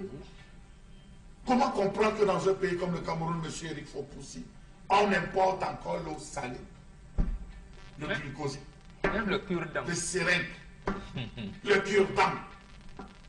Vous arrivez dans un hôpital, on vous dit que monsieur, il n'y a pas de seringue. On n'a pas encore livré. Faites un tour à l'hôpital de Gaza. La pharmacie est vide, je le dis, la pharmacie est vide. Le compartiment pharmacie est vide. Vous posez la question, non, on n'a pas encore livré. Que les gens se retrouvent à mourir pour les Feralgam. Que les gens se retrouvent à mourir pour la simple Nivaquine, monsieur le Fopoussi. C'est grave. C'est grave, monsieur le Fopoussi. Regardez le secteur de transport. Comment est-ce que les Camerounais sont conduits? Le transport humain. Il y a encore 2 jours, la Socatu a pratiquement abandonné un bus à la montée mobile pour la pomme à Valais-Bessengue. Ça a perturbé la circulation pratiquement toute une demi-journée. Et ça arrête ainsi dans toute la ville. Regardez l'état des taxis. Regardez les transports urbains. Monsieur Eric Fopoussi, nous sommes à 40-50 ans après les indépendances. On ne parvient pas à boire de l'eau. Sortez là, il y a une crise, monsieur Eric Fopoussi, en plus sur le boulevard de la Liberté. Et il y a une crise où il vous faut absolument de l'eau. Personne ne va vous donner de l'eau parce que chacun va vous dire les bidons sont vides, je mets l'habitat au forage. Si vous n'avez pas de lampe, et je remercie tous les Chinois qui nous regardent. Si vous n'avez pas de téléphone portable, et quand vous coupez la lumière, vous faites comment? Voilà les gens qui sont retrouvés à voir chez eux, les téléphones sont en multi. Même le briquet, nous avons des gens qui peuvent créer, nous avons des gens qui peuvent façonner. Mais c'est quelle histoire, on vit dans quel pays, monsieur Fopoussi? Donnez-moi le nom d'un Camerounais qui a un champ de pétrole. Un pétrolier camerounais, quelqu'un qui a réussi à avoir une mine de pétrole. Ou alors qu'au Nigeria à côté, vous avez des familles qui détiennent des puits pétroliers. Tout à fait. Au Ghana, vous avez des familles qui détiennent des puits pétroliers. Ici au Cameroun, on nous dit que, attendez, laissez, on protège cela parce qu'il y a des lampies, des prédateurs étrangers qui vont venir. On va aller pour les générations futures. De quoi parle-t-on dans ce pays? Ok, merci Chalamel. Donc on fait le constat ce matin, comme on le fait chaque matin ici, que le Cameroun et bien d'autres pays déjà du continent africain ont besoin, surtout les pays d'Afrique francophone ont besoin de leur indépendance totale, effective, puisqu'on voit que ce que vous décrivez, ces choses qui sont importées, viennent du fait qu'on nous a imposé un modèle économique et que ceux qui me dirigent ont le sentiment si la France qu'ils ne dit peuvent qu'elle ne pas. reconnaît pas la victoire, Bien sûr, mais vous verrez, parce que et c'est ça justement, et c'est ça le combat que les pays doivent mener. Et j'ai tendance à donner raison à ceux qui pensent que les Africains doivent commencer à développer des armes, comme on voit la Corée du Nord, pour avoir une capacité de nuisance qui puisse faire peur à ces gens, parce qu'ils savent que dès qu'ils envoient 2 bombardiers là, 2 rafales, c'est terminé. Absolument. C'est ça le problème. À un moment donné, il faut qu'on réussisse à dire à ces gens que si vous tentez avec vos rafales, on vous envoie telle chose. Monsieur, il faut pousser tout cela passera par l'éducation. Oui. Pas pour maman vous a parlé tout à l'heure de Félix Oulamoumi, de ses positions, de Ouniobé. Attends seulement une maxime. Vous vous rappelez dans les années 80-90, lorsqu'on publiait le Cameroun Tribune, il y avait toujours une citation du chef de l'État. Ouais, il y avait des citations. Oui. Il y avait des citations qui faisaient quand même réfléchir et qui attiraient quand même les Camerounais à de certaines pensées. Tout cela a disparu. Enseigne toi ne serait-ce qu'une maxime de Ruben Oumniobet à ses enfants. Est-ce qu'il y a des cours qui portent sur le nationalisme? D'accord. Donc tout ça qui peut permettre, tous ces coups qui peuvent permettre donc à prendre conscience de ce que l'on doit s'affranchir de cette domination et ne plus être que les victimes. Alors il y a tendance qui va dire quand même quelque chose parce qu'on se rend compte que nous Africains, on se sous-estime, on pense que nous sommes trop petits par rapport aux Européens, c'est pourquoi on subit ce qu'ils nous imposent. Et tu vas voir, maintenant on va voir l'homme blanc, comme un dieu. L'homme blanc pour nous c'est un dieu, hein. La preuve, va faire un passeport alors c'est un blanc. Va pour un dossier dans les ambassades, si le blanc n'est pas assis, ça va passer vite. Tant le blanc est là, ça marche. Donc lève-toi là, même si tu crées les relations avec un blanc sur Facebook. Tu dis que papa, pardon. Oui, tu dis que papa, pardon. PS là, les voilà. Pour me faire des trucs, on a. Aujourd'hui, même pour communiquer les deux, le blanc de l'université de quoi à Liège? L'université de quoi à France? L'homme blanc pour nous est comme un dieu. Je ne vous manque pas, Eric. C'est vrai, c'est vrai. Comment je mens, mon père? Non. Si elle m'a dit que je mens. Non. Voilà. L'homme blanc pour nous aujourd'hui, c'est lui qui fait tout. Donc l'homme blanc passe en première position. Même dans quelqu'un ouvre un hôpital, il faut qu'il y ait un blanc. Est-ce qu'il y a un blanc là? Est-ce qu'il y a un blanc? Au SNAC, tu ne peux pas boire. Le directeur, c'est qui? C'est un blanc. Les sociétés où même les Camerounais ont la capacité de travailler, c'est le blanc. Pour aller communiquer. Le blanc, il connaît rien concernant l'école. Il te dit, oui, je suis à Francfort, en France. Je représente l'université en France, pourtant le blanc lui-même ment. Ça, c'est le blanc qu'on pensait à Papalas. Le blanc à Papalas. Oui, c'est terminé. On va, madame, monsieur, prendre une pause et on revient dans un court instant pour la suite de l'émission.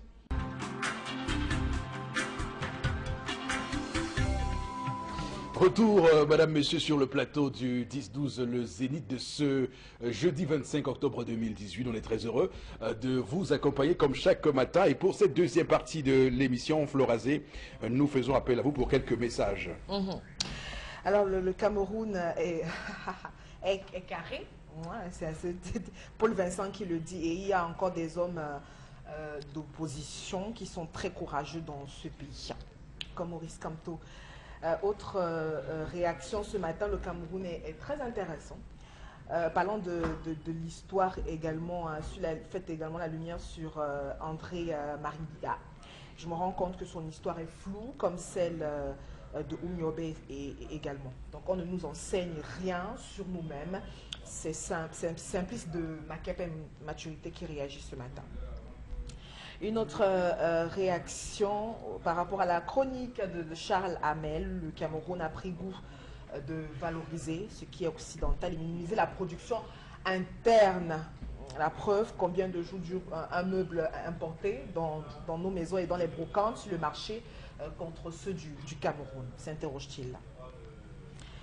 Une autre réaction ce matin, les grandes ambitions, la force de l'expérience, passant par les grandes réalisations. C'est faisable et si seulement le régime en place pouvait prendre conscience. Blaise Agaroua estime que nous ne valorisons pas ce qui est fait en interne et c'est la faute à ceux qui nous dirigent qui ont pris le pouvoir en otage. Voilà. Une autre réaction ce matin par rapport à l'histoire du jour. Cette dame acceptera-t-elle d'être dotée pour la deuxième fois, s'interroge notre cher ami, qu'elle comprenne qu'il n'y a pas de divorce en Afrique, même si le mari est décédé, donc elle peut faire d'autres enfants, mais pas se marier le sang de la famille et de son mari reste intégré. Non, ça veut Je dire sais que pas. c'est la famille qui l'a épousé. C'est pour ça qu'on vous dit, quand vous faites des rites de veuvage, vous restez là. Et il n'y a pas de rites de veuvage chrétien, ça n'existe pas. C'est une entorse à la tradition et judéo-chrétienne et de coutumes africaines. Mais je vous dis qu'actuellement, on est en train de travailler. J'ai reçu une information. On travaille à faire des funérailles chrétiennes déjà. Oui, mais c'était un entorse. Jésus n'a pas laissé ça. La preuve, j'en ai assisté la semaine dernière. Le pasteur qui officiait, Alors qu'on dit à l'église que les funérailles, c'est pas... il a lu un passage où apparemment Samuel quelque chose, où un type a commencé à faire le deuil avant la mort de son fils. Avant la mort de son fils. Et quand son fils est décédé, il dit qu'il ne porte plus le deuil. Et je lui ai dit, c'est différent. Porter le deuil, c'est différent des rites de veuvage. Absolument. Le rite de veuvage n'incombe pas tout le monde, c'est au veuf et à la veuve. Que signifie le mariage? Que signifie la fin du mariage en Afrique? Vous lirez la Bible, vous ne verrez nulle part où on ne parle de rite de veuvage dans la Bible. Où vont donc christianiser quelqu'un? Sur la base de quel évangile? Voilà, un évangile fabriqué. Bon, j'allais leur dire, ça a été canonisé quand alors? On vous dit que les jésuites, bon, merci de me permettre de parler de ça parce que ça m'a un peu horrifié. Les jésuites, vous savez, c'est une confrérie de l'Église qui travaille à trouver les moyens pour que l'Église continue à être l'Église. C'est la tête pensante de l'Église catholique. Dans 20 ans, dans 100 ans, donc ils théorisent les stratégies pour que l'Église demeure l'Église, dont la tête pensante, vous avez dit. Donc actuellement, ils travaillent justement sur comment faire les funérailles chrétiens telles qu'on les fait à l'Ouest, pour avoir une influence, pour avoir ce qu'on appelle, pour être... parce que vous savez, quand on fait l'enterrement, on sollicite les prêtres. Et ils veulent aussi, désormais, lorsqu'on fait les funérailles à l'Ouest, qu'on sollicite également les prêtres. Non, on ne les Qui veulent faire associera des pas. rites aussi. On les associera. Monsieur Eric Fopossi, le rituel des funérailles est différent de l'action de venir prier pour le repos de l'âme. C'est extrêmement différent. Tout à fait. Ça commence des mois avant même la cérémonie. Oui, justement. Des mois. Tout à fait. J'espère que l'Église prendra tout le temps d'aller le faire. Ne serait-ce que prendre le feu. De feu au village, comme on dit, tu vas prendre le feu pour venir allumer ici là, pour appeler tes amis à venir commencer. Ce n'est pas une chose facile. J'espère qu'ils auront un sanctuaire avec le feu allumé où on ira prendre. Lorsque vous parcourez toute l'Europe, dites-moi à quel niveau alors ils célèbrent quoi? Ils ont quoi? Est-ce qu'ils connaissent toute la mystique qui tourne tout autour, tout ce qu'il y a de spirituel qui tourne tout autour du funérail? Pourquoi est-ce que les gens pendant le funérail recoulent des larmes pendant une période? Les 5 cadences, parce qu'il y a 5 cadences. Il y a 5 cadences, justement. Les 5 cadences. Absolument. Il maîtrise ça la absolument. Les 5 cadences. Donc, vous voyez que, bon, pour l'instant, c'est pas encore entériné. J'imagine que... Non, le problème, en fait, que les jésuites veulent poser, c'est qu'ils se sont rendus compte que la civilisation judéo-chrétienne en Occident, il n'a pas de culture. Par exemple, au bout de 20-25 ans, on détruit systématiquement tous les cimetières. Mais ce qu'ils ne savent pas et ressentent, c'est que allez dans n'importe quelle ville en Occident, vous allez vous rendre compte qu'il y a les esprits qui entrent dans des maisons. Et justement, c'est des esprits qui errent dans la ville parce qu'ils n'ont plus où habiter. Et ils ne savent pas comment nous, on encadre les esprits. Parce que c'est devenu une société matérialiste. Ils veulent donc puiser dans la tradition africaine pour venir soit canoniser, faire des rituels qui ne donneront pas. Et après ils vont dire que c'est, comment ils appellent ça, l'inculturation, ils ne veulent pas donc évangéliser, ça ne participe à rien du tout. En tout cas, on verra. Parce que Florazé réagit. Est-ce que vous savez que la position de la tombe dépend du côté à travers lequel vous avez mis votre cuisine? Oui. Voilà. De la cuisine. La cuisine et la tombe sont liées.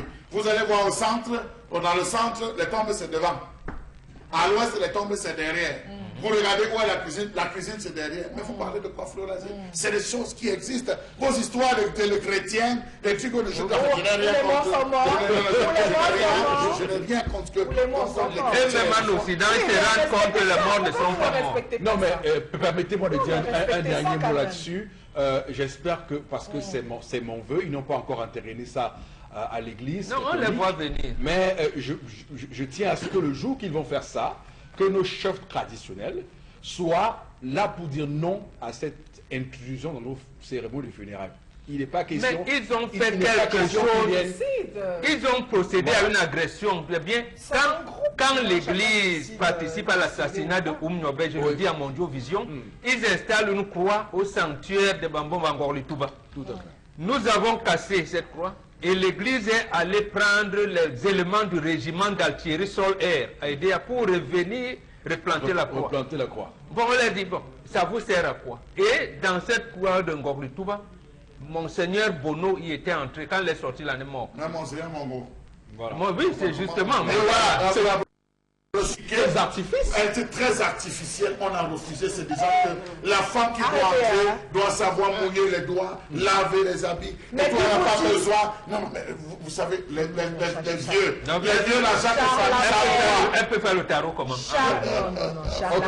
Charlamel, c'est chacun qui sait ce qu'il Non, non, ressent. Florent, je suis... Non, chacun qui sait La ce qu'il ressent. société a organisé, c'est pas chacun qui Laissez sait. les gens assumer leur Je choix. suis désolé, mais Charles, vous venez de toucher une fibre sensible de mon être. Il est inadmissible qu'on ait aujourd'hui des gens qui font la promotion de femmes fausses dans notre pays. C'est pas possible. Il y a des les femmes hommes, qui alors. ne ressemblent pas à ce qu'elles sont, tellement elles mettent des ongles, tellement elles mettent des poudres sur le visage, elles mettent des make-up pour c'est l'histoire. Voilà, Et quand cette femme le matin se réveille devant vous, à l'état naturel, vous vous rendez compte que vous avez un mort vivant dans mais c'est pas Mais possible. expliquez-moi, monsieur Poposi, Non, mais quand je vois je sais les pas. filles enlever les cils et les soucis et mettre artificiel, ça veut dire quoi? Elle s'épile et tout, et elle fait des choses. Attendez, la nature vous a donné, vous enlevez et vous mettez ce qui est... C'est ça qui me On fait souvent que comme elle est fausse, c'est pour avoir un regard perçant. Et les hommes aiment ça. Apparemment, Vous êtes- c'est ce que les hommes aiment ça. Non mais attention, On vous catalogue, vous êtes déjà catalogué comme une je fille. vous dis qu'il y a une race de femmes dans ce pays, elle constitue la 5e colonne de la résistance, qui n'aiment pas vos affaires de make-up, vos affaires Voilà, d'ongles, justement. tout ça là. Et ces femmes-là, je leur dis ce matin sur Equinox Télévision, Madame, continuez votre combat. C'est pas facile parce que ces femmes-là mettent de la pression, mais continuez le combat. Attends, je commence à te citer, il y a Maître Donkey. Voilà. oui. Doki. Oui. Il y a Julingue. Où je mens? Non, C'est je ne ça. mens pas. Julingue, je veux comme. Ah, il y a encore qui est. Non, Haribel Mè. Mani, tu mets bien les make-up, tu fais même les fausses ongles, les fausses cils. Je vais encore citer que. Il y a ma mère. Voilà, ma mère. Mommy. Il y a Saja. Qui met plus de Saja make-up, Nengoussia. Saja, c'est tout. Non, Il y moi, a aussi la mienne là-bas. hein. D'ici, il faut que Il y j'aille avait des fleurs à à Photoni. Viens dans mon village, c'est petit Paris, je te reçois, je t'amène dans mon champ, je t'amène où est la maison sacrée. D'accord. Je vais te montrer mon village par cœur. Ok, on On termine. pas mal à la chefferie. D'accord. Alors, Florez, rapidement, pas on les prend la choses. revue des réseaux sociaux de ce matin dans le 10-12, le Zénith, l'émission que vous regardez, madame, messieurs. Non, Eric, il faut pousser 3 informations.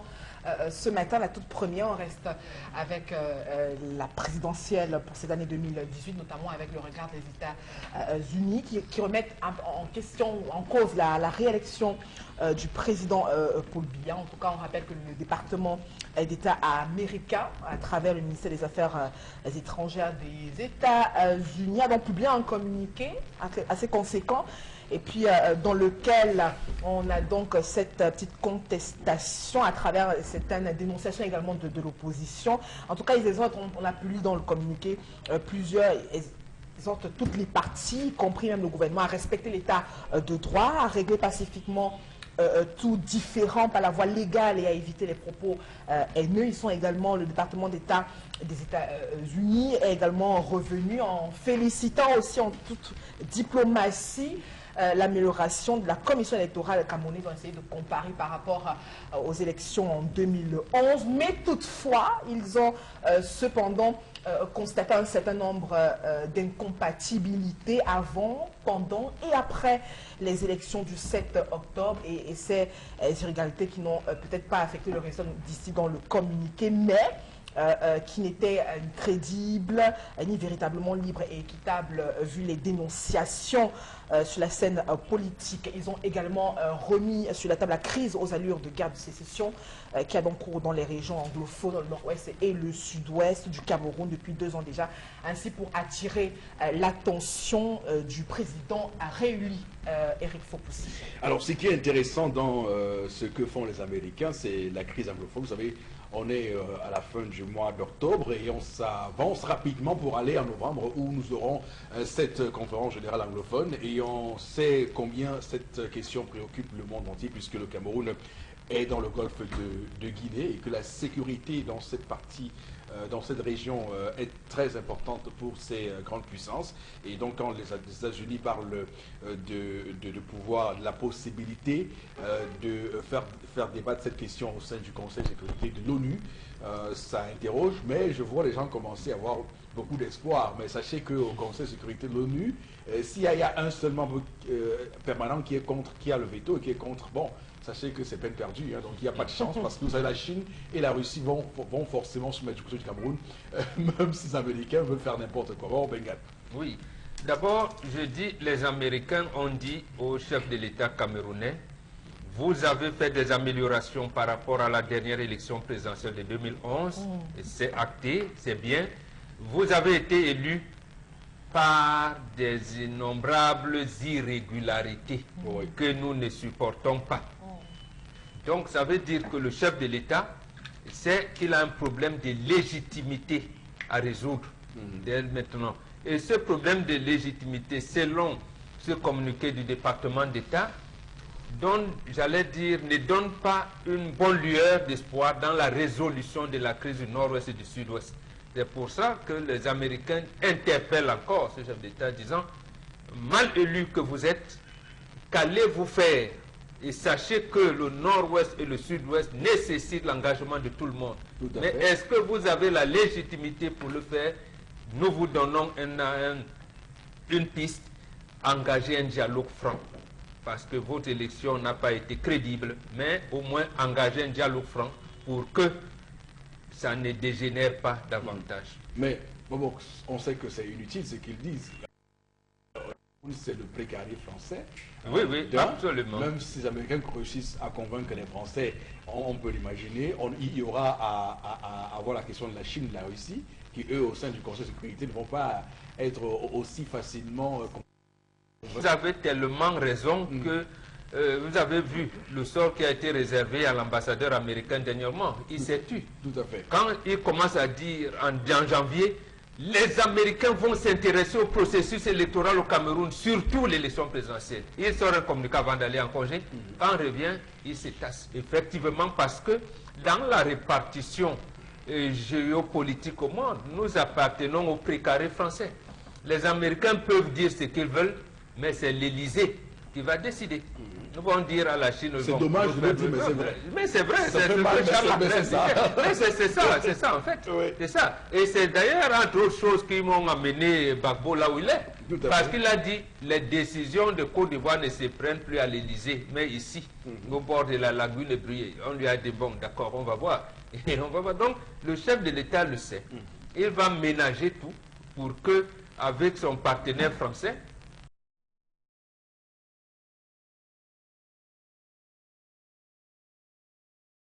je fais les affaires, non.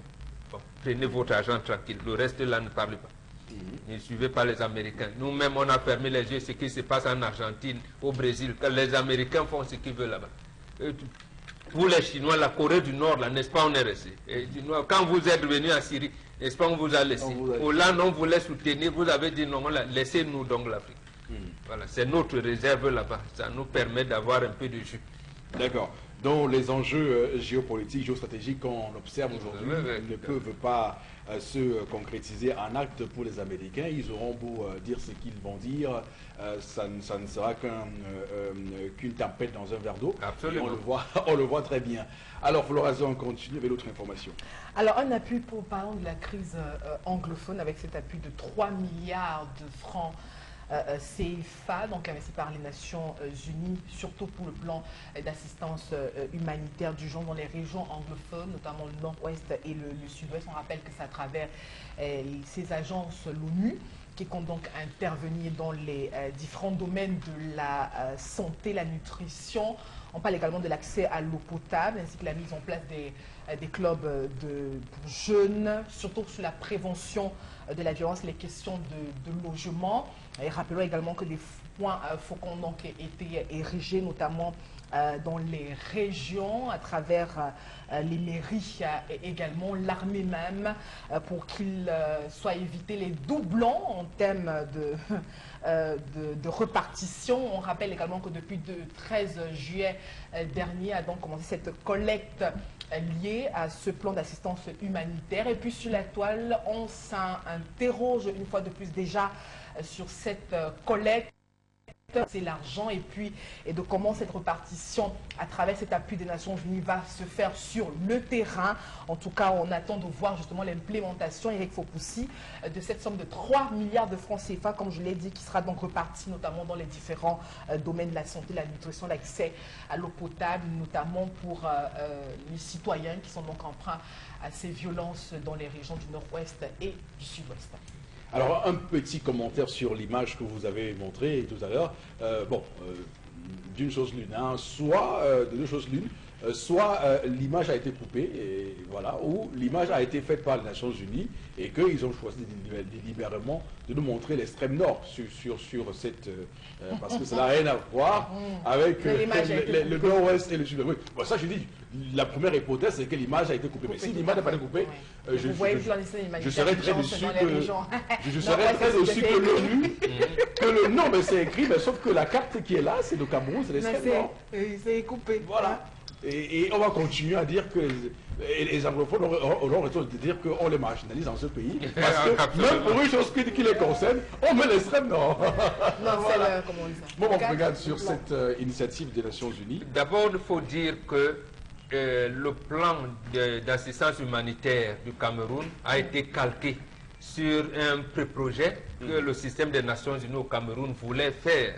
Et le Cameroun a récupéré, ce n'est pas une mauvaise chose. Nous, on a vu les pays comme l'Algérie le faire, mais sauf que l'Algérie allait jusqu'au fond.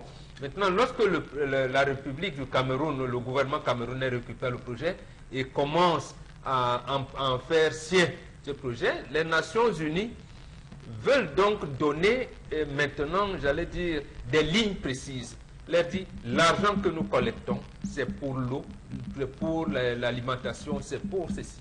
Ça veut dire que le projet qui concerne le rétablissement de l'État, des routes, nous ne sommes pas dedans. Donc en fait, le PNUD qui coordonne le système des Nations Unies chez nous va mobiliser sûrement la FAO et l'UNICEF, peut-être pour leur dire, bon, quels sont les besoins que vous avez enregistrés. Et ils sont casés où? Parce que nulle part, il ne vous parle des infrastructures routières, de logement ou de ceci, ne s'intègre pas. Il vient vraiment en appui humanitaire. Et c'est là où ça pose problème. Parce que la première dotation que le ministre de l'administration territoriale a donnée, je pense que c'était une zone, comme une zone de recasement à PK17, quelque chose comme ça. Bon, au moment où on les avait casés, ces éléments-là, au génie militaire, on est allé les rencontrer. Mais maintenant, quand est-ce qu'on va entrer dans les régions du nord-est et du sud-ouest? C'est ça la grande interrogation. D'accord. Donc c'est la grande interrogation parce que dans ces deux régions-là, on continue à beaucoup souffrir. Les populations n'arrivent pas à vivre comme nous. Par exemple, ici à Douala. Va-t-on les accueillir ici comme les réfugiés? Voilà. Va-t-on... Quand ils viennent dans le littoral ou à l'ouest, ou dans le centre, on va les accueillir comment? Oui, et on a encore chaque jour les nouvelles du front qui ne sont pas toujours des nouvelles réduisantes, qui montrent qu'il y a toujours des affrontements entre les forces de défense et de sécurité du Cameroun et ces hors-la-loi, ces ambazoniens comme on dit, Amba Boys. Et donc les populations, elles, sont prises entre deux feux. C'est bien que les Nations Unies puissent venir apporter un soutien, mais j'ai envie moi de m'interroger sur sur le plan d'assistance qui avait été fait dans ce pays, parce que à un moment donné, lorsqu'on parle d'indépendance dans un pays, il faut qu'on soit logique jusqu'au bout. Absolument. On devrait avoir honte qu'on en soit à bénéficier de cette affaire de 3 milliards de francs CFA des Nations Unies. Pour venir nourrir vos populations. Parce que, et sachons-le, c'est l'histoire qui nous parle. Chaque fois, je n'ai vu aucun pays en Afrique où l'ONU a agi et ces pays-là se sont bien sentis. Prenez l'exemple de la RDC et la MONUSCO, il y a la MUNISMA au Mali, il y a la MUNISCA en Centrafrique. Je n'ai jamais vu où, quand l'ONU vient commencer à mettre son petit nez dans ces histoires, ça marche. Donc attention, il ne faut pas que demain ça nous rattrape ces histoires. Et c'est même l'ONU qui a créé ce problème. Oui. Ça, la mère parlait de Moumié tout à l'heure. La dernière rentrée de Moumié aux Nations Unies s'est passée du 13 février au 4 mars 1959, où la même Nations Unies a organisé une session spéciale Cameroun. Et Moumié a dit à Kosciusko Morizet, qui était le représentant de la France, j'ai vu que vous voulez aider Ahidjo, mais laissez-moi rencontrer mon frère.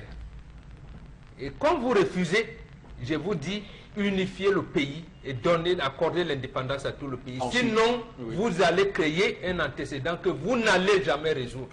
Voilà Félix Roland Moumié aux Nations Unies. Oui, absolument. Comme un prophète. Voilà quelqu'un qui aimait son pays et qu'on a chassé. Et voilà, il a dit ces choses en 1959. Et ça nous arrive aujourd'hui. Ça nous arrive aujourd'hui. Et donc l'ONU est en train de vouloir jouer aux pompiers pyromanes, là, clairement. Oui, absolument. Alors il faut faire attention à ce que fait l'ONU. Donc vous avez donc raison. Après avoir mis le feu, il ne veut plus éteindre. Donc il fait semblant de venir là. Après, il ne résout aucun problème. Il repart. Tout à fait. Donc c'est clair que nous au Cameroun, on doit prendre acte de ça et trouver le moyen de contrer cette entrée en force de l'ONU dans une affaire camerounaise. Alors, Charles Hamel. Monsieur Rifopoussi, vous dites des bonnes choses, mais vous occultez de dire ce qui est. C'est que cet argent était destiné à toute autre chose que le plan d'assistance humanitaire. Donc c'est utilisé. Non, ben, écoutez. On a fait ça Bengan, on n'a pas besoin de dire que ça a été affecté à un autre endroit, parce que la personne qui était le président de cette commission, nous avons commencé à nous interroger sur ce plateau, sur les techniques de collecte de cet argent. L'argent a été collecté de manière brute. Vous voyez des gens qui sont, on a obligé tous les mains, 1 million, 2 millions. Les gens donnaient 105 millions. Sur la base de quoi? Au moins 2 millions par ministre. 2 millions d'abord par ministre en tant que ministre du gouvernement. Maintenant, en tant qu'élite. Voilà. Ils sont allés donner. Tous ceux qui devaient sortir les marchandises au port, on les a braqués au niveau du port, on prélevait. On ne demandait pas votre avis. De nombreuses personnes, lorsqu'ils allaient sortir de mon frère, tu vas seulement donner l'effort. Ici, ça ne sort pas. On appelait ça le braquage muet. C'est les gens qui enlevaient la chose, qui le disaient de ce côté du port. Monsieur Rifopoussi, on a collecté combien? On ne sait pas encore. On ne sait pas. Cet argent est stocké où? On ne nous dit pas. On en a fait quoi? On en a fait quoi? Oui. On ne nous dit pas. Monsieur Rifopoussi, vous voulez être sorcier pour savoir que cet argent est utilisé à notre fin? Attends, on tablait sur 13 milliards. On n'en sait rien, on a encore. On tablait sur 13 milliards. Ce qui est fait pour vous, sans vous et contre vous. Absolument. Je dis ce qui est fait pour vous, sans vous et contre vous. Et justement, j'apprenais ce matin aux informations que la conférence qu'organisent les religieux pour novembre prochain, la conférence générale anglophone, ils le font sans aucun soutien de l'État, ils sont abandonnés à eux-mêmes, mais c'est pas possible. Je vais plus loin. Monsieur Rifopoussi, on dit bien que ça concernait le plan d'assistance humanitaire. On n'a pas dit plan d'assistance humanitaire pour les gens du Cameroun. Ce sont eux-mêmes qui délimitent que non, c'est pour les déplacés internes des pays. On les a retrouvés pour les inondations de Limbe. Ils ont fait un don. Les dégâts qu'il y a ici à Nord-Passy, ils ont fait un don. Quand sont-ils entrés au nord-ouest et au sud-ouest? Il devait reconstruire des maisons. Dans le plan. Mais si ça, il faut relire le plan. C'est écrit noir sur blanc, il devait faire des choses. Je vais plus loin. Comment a été fait tout ça? Je vais plus loin. En passant, on va dire Assia Amienzon et Amina Touaïdjo. Parce que le palais du Congrès a été de prendre feu. Un palais qu'on vient de rénover à 12 milliards de nos francs, c'est ça? Charles, je dois restituer l'information. Il s'agit d'un hall du palais des Congrès. Il s'agit du grand hangar construit par Interprogress de Promote. Là où on a stocké les gadgets. Et dans ce grand hangar d'ailleurs, accueilli jusqu'à ce matin avant que l'instant n'arrive, le SAPEF, c'est le salon pour la promotion des études en France. Vous avez dit le hall, c'est quand même le palais des congrès. Vous n'avez pas dit le hall du palais de l'Union. Du palais de congrès quand même. Non, quand il dit palais des congrès, mais c'est son hall, ce n'est pas au palais de l'Unité. C'est le palais des congrès. Alors donc, personne, monsieur Eric Foucault, on a fait un crédit de 75 milliards. Où on a entraîné les Camerounais en disant le chef de l'État a fait un non. Jusqu'à ce qu'on découvre que c'est un crédit. Merci pour la Est-ce que les 500 000 ordinateurs ont été remis? On vous expliquait comment ça a été géré. Non. On a fait deux débarquements, vous avez entendu parler. Il paraît que les gens qui vont s'inscrire cette année auront eux aussi, bénéficieront aussi de ces ordinateurs. Il s'est créé aussi une association des enfants. Des pères de la nation. D'accord. Voilà, j'ai vu Amina Touaïdjo et le journaliste Ngomba Ndele. Je finis par là. On crée trop de plans de commission qui n'aboutissent finalement à rien. Donc, si aujourd'hui on a décidé de ne rien dire, toutes les régions ont cotisé, les élites ont cotisé, l'administration a cotisé, on a fait quoi de cet argent? On ne le dit pas. Vous voulez qu'on c'est d'abord combien? Et d'abord combien? C'est d'abord combien? D'accord. Alors, Tendance va également faire son analyse. Et la crise anglophone est en train de perturber même jusqu'au marché central. Oui, absolument. Vous avez dit que le niveau est élevé, que je lis même les journaux. C'est Lucien Wansi qui a fait le reportage. Oui. Voilà sa nouvelle expression ce matin. Gars, jusqu'à le président du marché, M. Yankam, voilà ça. Que la crise anglophone fait fort. Les commerçants qui quittaient de Kumba, Boya, partout là-bas, ne viennent plus au marché. Je comprends pourquoi même les Tchaka qui venaient là-bas, on a dit que c'était qu'il n'y a plus rien. Alors que l'année dernière, c'était ça. Il n'y a plus rien. Bon, la crise anglophone met le marché central de Douala en difficulté. Nouvelle expression à titre, j'ai aussi regardé. C'est Lucien Wansi qui a fait le reportage. J'ai vu le président du marché qui s'appelle M. Yankam Bernard. Et tu le connais personnellement? J'ai des relations. Je vous dis qu'il connaît tout mon pays. Même Yaoundé, j'entre là-bas qu'il veut. Donc vraiment, pas un moment. La crise n'est pas aussi finie, Flora. Ouais, dis donc. Et même pitié, même que chaque jour parle à ton père. On a dit qu'il doit causer avec ces gens. Mon père a gagné, non? Oui. À l'heure-ci. Donc, les dossiers que vous avez mis sur la table, il ne peut pas gérer sans passer par la crise anglophone. Il va tweet tout à l'heure. Je vais tweeter. Dès que je me connecte là, je fais le tweet. Je dis, papa, il ne faut pas que les gens viennent mettre les dossiers devant. Pour que tu commences à vite lire, pour les aimer et détester les autres. Non. Il va commencer par la crise anglophone. D'accord. En tout cas, on va, en espérant que tous ceux qui font ce pays soient des patriotes. On a commencé l'émission ce matin en convoquant Félix Roland Mounier, en convoquant les pères fondateurs, les vrais, pas ceux d'après.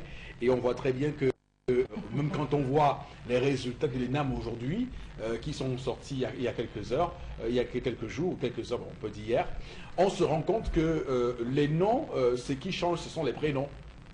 On se rend compte qu'il y a une perpétuation. Oui, il y a une perpétuation. Non, mais ça devient révoltant, ça devient indigeste de subir ce type de choses au Cameroun, que l'ENAM soit... je pense qu'il y a une candidat qui avait demandé, qui avait prévu qu'il allait fermer cette affaire, parce que c'est pas possible qu'on... C'est lui qui a acté la victoire. Le candidat qui a acté la victoire. Qui a dit qu'il est prêt à descendre et accompagner pour... Je ne serai pas avec vous sur ce chemin. Non, est-ce que je le dis dans le sens de construire? Je ne fais que restituer les faits, ce qu'il a dit. Alors, Florence, on continue, on termine. Pourquoi vous voulez pas éviter ce sujet? Parce qu'il y a une expression, on ne tire pas sur l'ambulance, c'est ça? Oui, tout à fait. Voilà, on ne tire pas sur l'ambulance.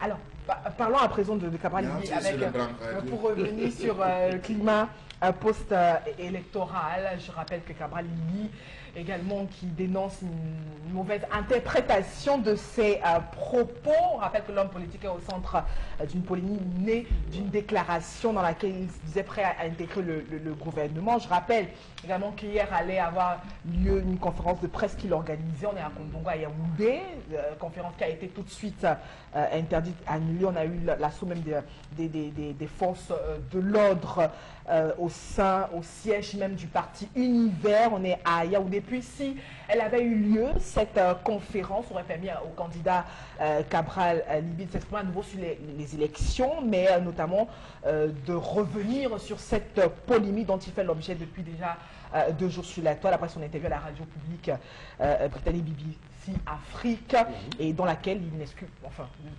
il aurait dit participer à un gouvernement du renouveau sous conditions. Déjà même à la radio Equinox, lundi il a tenu à réintégrer, à préciser certains éléments de vérité sur ses déclarations, mais toutefois, il faut pousser, c'est le buzz sur la toile.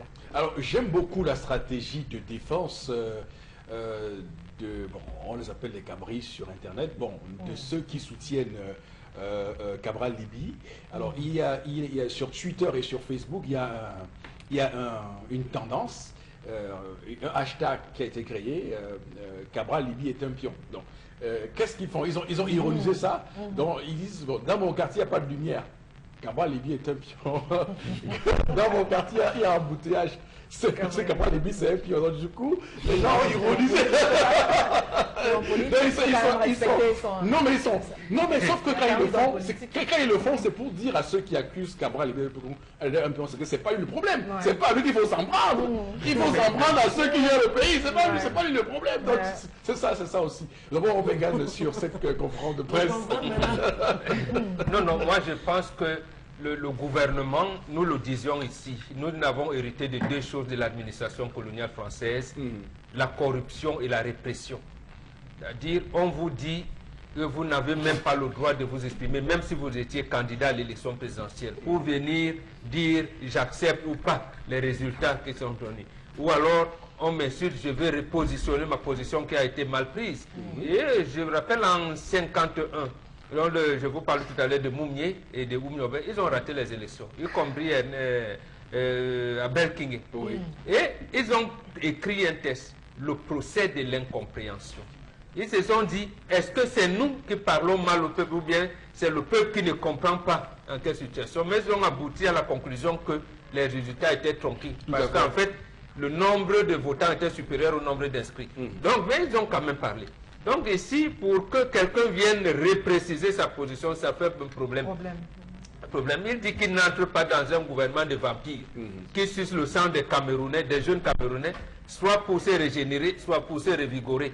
On dit, j'entre si jamais il y a une transition pour enlever Paul Biya au pouvoir. On dit que non, il est prêt à entrer au gouvernement. Donc ça devient quand même un peu difficile. En tout cas, j'aime beaucoup la stratégie qu'il prise parce que ça montre quand même que ça lève le voile sur cette stratégie d'endormissement du peuple qui est faite pour qu'on s'éloigne des vrais sujets, parce qu'il faut dire que c'est pas lui le problème, c'est le pays qui est géré, donc on doit pouvoir s'attaquer à ceux-là. Alors, Florazé, merci pour cette revue des réseaux sociaux, puisque le temps, on a presque, on a grappillé, on a beaucoup grappillé sur le temps de interpellation, mais on va y aller tout de suite. Et maintenant, interpellation, madame, messieurs.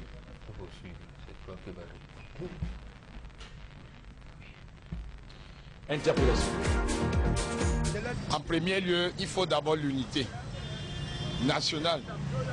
Parce qu'avec l'unité nationale, c'est déjà le développement. Un pays ne peut pas se développer quand il y a le désordre. Bon, nous invitons le président élu à pouvoir davantage s'engager dans cette voie. Parce qu'il n'y a que l'unité qui puisse faire le développement.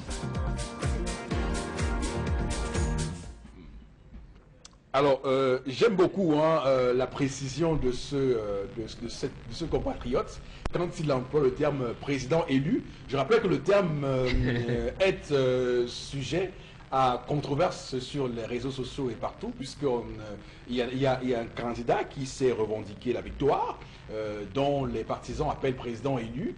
Je rappelle qu'on pourrait également appeler le président pour le président élu, puisque jusqu'à ce qu'il prête serment, il est président élu pour 7 ans. On va dire. Je pense que les juristes qui m'écoutent peuvent me confirmer cela. Donc, jusqu'à ce qu'il prête serment prochainement devant le Parlement, donc il a 15 jours à compter de la proclamation des résultats pour prêter serment. Donc, jusqu'à ce qu'il prête serment, on peut l'appeler président élu sans que cela ne soit outrage à président de la République. Bon, enfin, bref. Bon, on va commenter cette interpellation ce matin. Non, en un mot, l'unité nationale. Moi je partage le point de vue de notre compatriote. Oui. Parce que ce terme, cette expression unité nationale est née au Cameroun le 1er septembre 1966, au moment où naissait l'Union nationale camerounaise, l'UNC, comme parti unifié. Et à ce moment, l'actuel président est secrétaire général du ministère de l'Éducation nationale. Il quitte d'ailleurs là pour occuper les fonctions de secrétaire général à la présidence de la République. En 67. Oui, oui. Un an plus tard, je pense. Oui. Non, en 67. En 66, il est secrétaire. Oui, il est, oui, tout à fait. En 67, il va à la présidence. Non, en 67, il va à la présidence en 68. En 68. Oui, en fait, il commence et il termine l'année à la présidence de la République. Donc, en fait, il aurait pu maîtriser l'administration parce que cette expression est née sur sa main. Tout à fait. Mais le drame, c'est que qu'est-ce qu'on met dans unité nationale? Il n'y a aucun contenu. Il n'y a aucun contenu. Je vais revenir surtout au texte de Oum de 51, quand il parle seulement de tribalisme. C'est quand il veut qu'il amène le problème de quota. Et eux justifient à l'époque en disant, oui, il y avait un BPC pour la province du Nord, c'est comme ça qu'on appelait, parce que ce n'était pas les mêmes épreuves de baccalauréat dans tout le Cameroun. Donc, il fallait faire en sorte qu'il y ait un équilibre au niveau de l'intégration dans l'administration publique camerounaise. Mais à un moment donné, il fallait donc faire le bilan et dire non, on arrête. Mais le problème de quota continue aujourd'hui. En fait, c'est la partie visible qu'on nous faisait montrer. L'autre côté, Ahidjo avait fondé son plan sur un triangle. Il y avait lui, Paul Biya, qui s'occupait de l'administration. Il y avait Singapour qui s'occupait de la politique. Et il y avait Jean Côté qui s'occupait des aspects économiques. Singapour n'étant plus là, donc l'axe est resté, j'avais dit le triangle est resté une ligne droite. Paul Biya et Jean Côté. C'est comme ça qu'il faut comprendre. Qu'est-ce qu'ils nous ont donc gardé? Qu'est-ce qu'ils ont gardé pour imprimer dans ce qu'on appelle unité nationale? Où le tribalisme est exacerbé, où l'économie est abandonnée, où l'école est abandonnée, on affecte des gens disciplinairement, on ne sait pas, y compris au sein même de leur propre parti. Parce que l'un est président, l'autre est secrétaire général. Hein. Tout à fait. À notre époque, on pouvait voir Thomas Dakaï Kamga diriger les affaires du RDPC dans le Nord. On voyait peut-être Paul Ndonsop dans la province du Centre-Sud, à Yissi Vodo, dans le littoral, et on envoyait quelqu'un d'autre là-bas. Donc, aujourd'hui, on t'envoie dans ton village. On te nomme, tu fais dans ton village. Et c'est ça l'unité nationale. Donc, j'ai envie de comprendre. Voilà, surtout quand il y a les concours où on vous demande quel est votre village d'origine. Voilà, quel est votre village d'origine. C'est une aberration pas possible. Donc, c'est le problème de Paul Biya et Jean Côté. Oui. Donc, c'est eux qui doivent nous dire ce que c'est, parce que c'est les seuls là maintenant. D'accord. Qui étaient là à l'origine et qui sont encore là. Qui sont encore au four ironien, qui sont encore au fourneau pour continuer à travailler. Alors, Charles Hamel, j'aimerais vous entendre quand même sur ce concept d'unité nationale. C'est un concept insaisissable. Monsieur Rifopoussi, y a-t-il une différence entre unité nationale et vivre ensemble? Je pense en fait. Vous me posez la question. Oui, je vous pose la question. Y a-t-il une différence? Y a-t-il une différence entre unité nationale et vivre ensemble? Parce qu'on est parti du concept de l'unité nationale au vivre ensemble, où on a décaissé de l'argent dans les caisses de l'État pour aller organiser des meetings pompeux et fastidieux dans pratiquement toutes les villes. On se rappelle ici, c'était dirigé par Laurent Dessau, on a une lettre de la Sanaka Maritime, dans le D, c'était on a vu comment les gars ont organisé le vivre ensemble. Mais monsieur Eric Fopoussi, faites un tour à Debelle. pour voir ce que c'est que le vivre ensemble. Faites un tour au quartier Noudaïdo pour voir ce que c'est que le vivre ensemble. Faites un tour au quartier Nord-Fassi pour voir ce que c'est que le vivre ensemble. Faites un tour à Banga Pongo. À Banga Pongo, il faut aller là-bas. Pour voir ce que c'est que le vivre ensemble. Faites un tour à Mokolo, à Yaoundé, au quartier Madagascar. On doit. Juste une parenthèse, pardon. Il faut quand même qu'on essaie de voir la question de cette partie de la ville de Douala, qui est une partie importante, pour qu'on construise des routes dans cette partie de Douala. C'est pas possible. Non, monsieur, il faut possible. Le vivre ensemble, bien sûr. Le vivre ensemble, ça existe. Oui. Nous le vivons au jour le jour. Le plateau en lui-même est une preuve de vivre ensemble. Nous venons de plusieurs origines sur ce plateau. C'est le vivre ensemble. Mais c'est le manger ensemble qu'il n'y a pas. Il n'y a pas de manger ensemble. Donc lorsqu'il faut crier vivre ensemble, nous tous on dit oui. Mais quand on dit manger ensemble, on dit attendez. Vous attendez. Toi tu es d'où? Viens. Mange. Toi tu es d'où? Attends un peu. Toi tu es d'où? Viens, on va passer de l'autre côté. On te donne. Toi tu es d'où? Attends, on va te donner un marché. Toi tu es d'où? Voilà comment ça fonctionne. Voilà comment fonctionne. Oh, monsieur, il faut pousser. Parler d'unité nationale reviendra à apporter tous les secteurs d'activité. Ça veut dire unité nationale pour ce qui concerne la gestion des ressources minières de ce pays, la gestion du sol, la gestion du sous-sol. Parler de l'unité nationale, c'est dire que qu'allons-nous faire pour les concours? On dit unité nationale, on privilégie ça. Unité nationale, on décide qu'il faudrait que désormais qu'on essaie de voir le pétrole, ça rapporte combien, c'est versé dans quelle caisse, on décaisse combien, pour quelle priorité. Et non voir tous ces gens, ces oiseaux de mauvaise augure, ces vampires, comme l'appelle Cabral Libi, qui se mettent à sucer, à ponctionner le sang des Camerounais, à consommer cet argent, à aller se vautrer, se faire soigner des bras, des pieds, des ongles, des cheveux, tout simplement sur le dos et en arrière des Camerounais. D'accord, Charles Abel, merci beaucoup.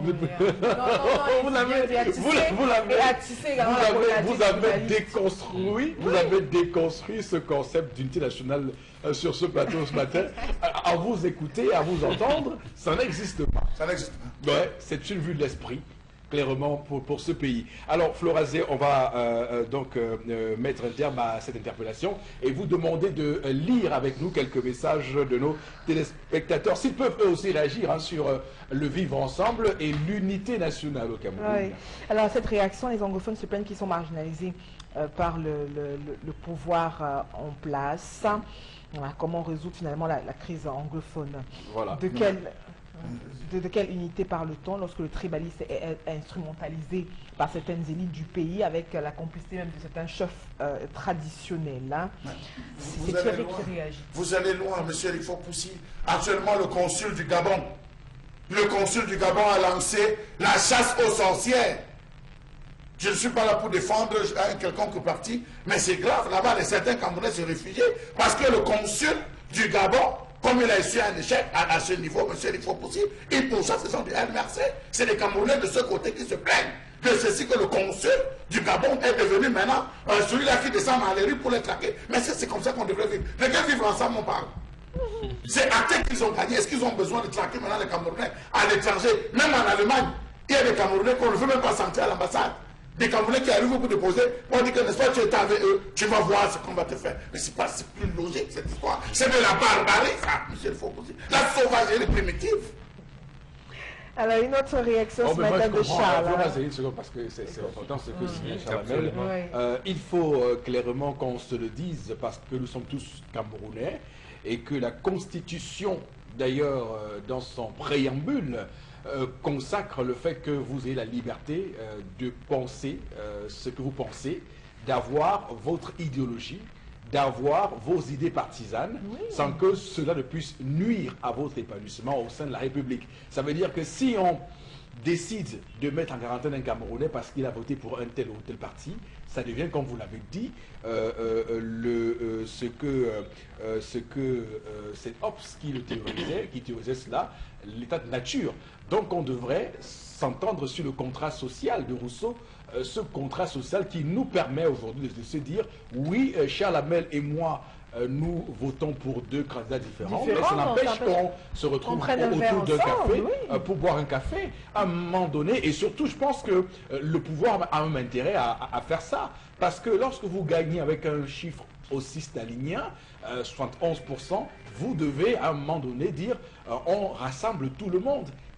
Quand on fait le contraire, ça jette la suspicion sur l'état réel de cette victoire. Donc au final, c'est cela qui se joue et je pense que désormais, on a un pays qu'on doit tous construire, chacun indépendamment de nos formations partisanes.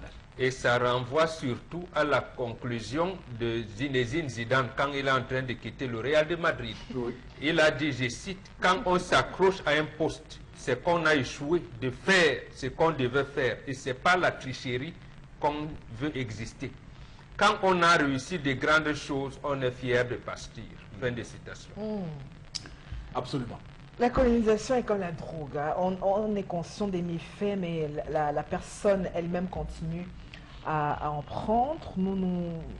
On se rend tout simplement compte que nous sommes addicts et dépendants des colons. Attends, mais c'est un psychologue parce que C'est Charles qui réagit. Non, mais Charles, vraiment, parce que bravo, parce que c'est un résumé total et bon, je veux dire, nous sommes africains. Moi, j'aimerais bien voilà, être en adéquation avec les idées que je promeux tous les jours ici, en faisant tomber la veste. Par exemple, moi, je suis colonisé et je m'habitue à porter la veste, donc du coup, je dirais, un peu comme un guignol, mais bon, voilà. Alors, si vous avez deux épouses à la maison, voilà, deux épouses à la maison et que vous les rationnez inéquitablement, l'harmonie est loin d'être un partage pour vos enfants. C'est Isée qui réagit depuis Marois. Une autre réaction de ce matin. Voilà. Alors moi je pense que depuis Omnisport, hein, on a tout autre esprit qui réagit. Juste vous dire voilà, que voilà, le gouvernement en place a échoué. Voilà, a échoué tout simplement. Autre réaction ce matin, c'est un véritable problème, hein, notre pays, c'est surtout au niveau de l'éducation aussi. Donc on devrait retransmettre certaines valeurs et puis ça commence, comme il le dit, dans le domaine éducatif. C'est terminé. Merci beaucoup à ceux qui nous ont écrit ce matin. On ne peut pas tous les lire vos messages, mesdames, messieurs. Alors, on va se quitter avec ce cœur que nous avons tous sur ce plateau parce que nos cœurs battent à la chamade. En attendant, ce qui va se passer de cette réunion d'urgence à N'Djamena ce soir à 18h, est-ce que le franc CFA sera oui ou non finalement dévalué? Vous savez ce qu'a fait la première dévaluation pour ce pays. Est-ce qu'on va tomber dans cela puisque la sous-région Afrique centrale, la CEMAC, est actuellement en pleine turbulence avec le ralentissement économique pour ces 6 États membres. C'est vrai que le président camerounais n'y sera pas, mais on va voir pour le Cameroun ce que ça nous a. Que chaque Camerounais devrait pour cette journée avoir le cœur qui bat pour cette réunion des chefs d'État et de gouvernement de l'Afrique centrale. Madame, messieurs, passez une bonne journée sur notre antenne. Nous revenons demain 10h. Que Dieu bénisse le Cameroun.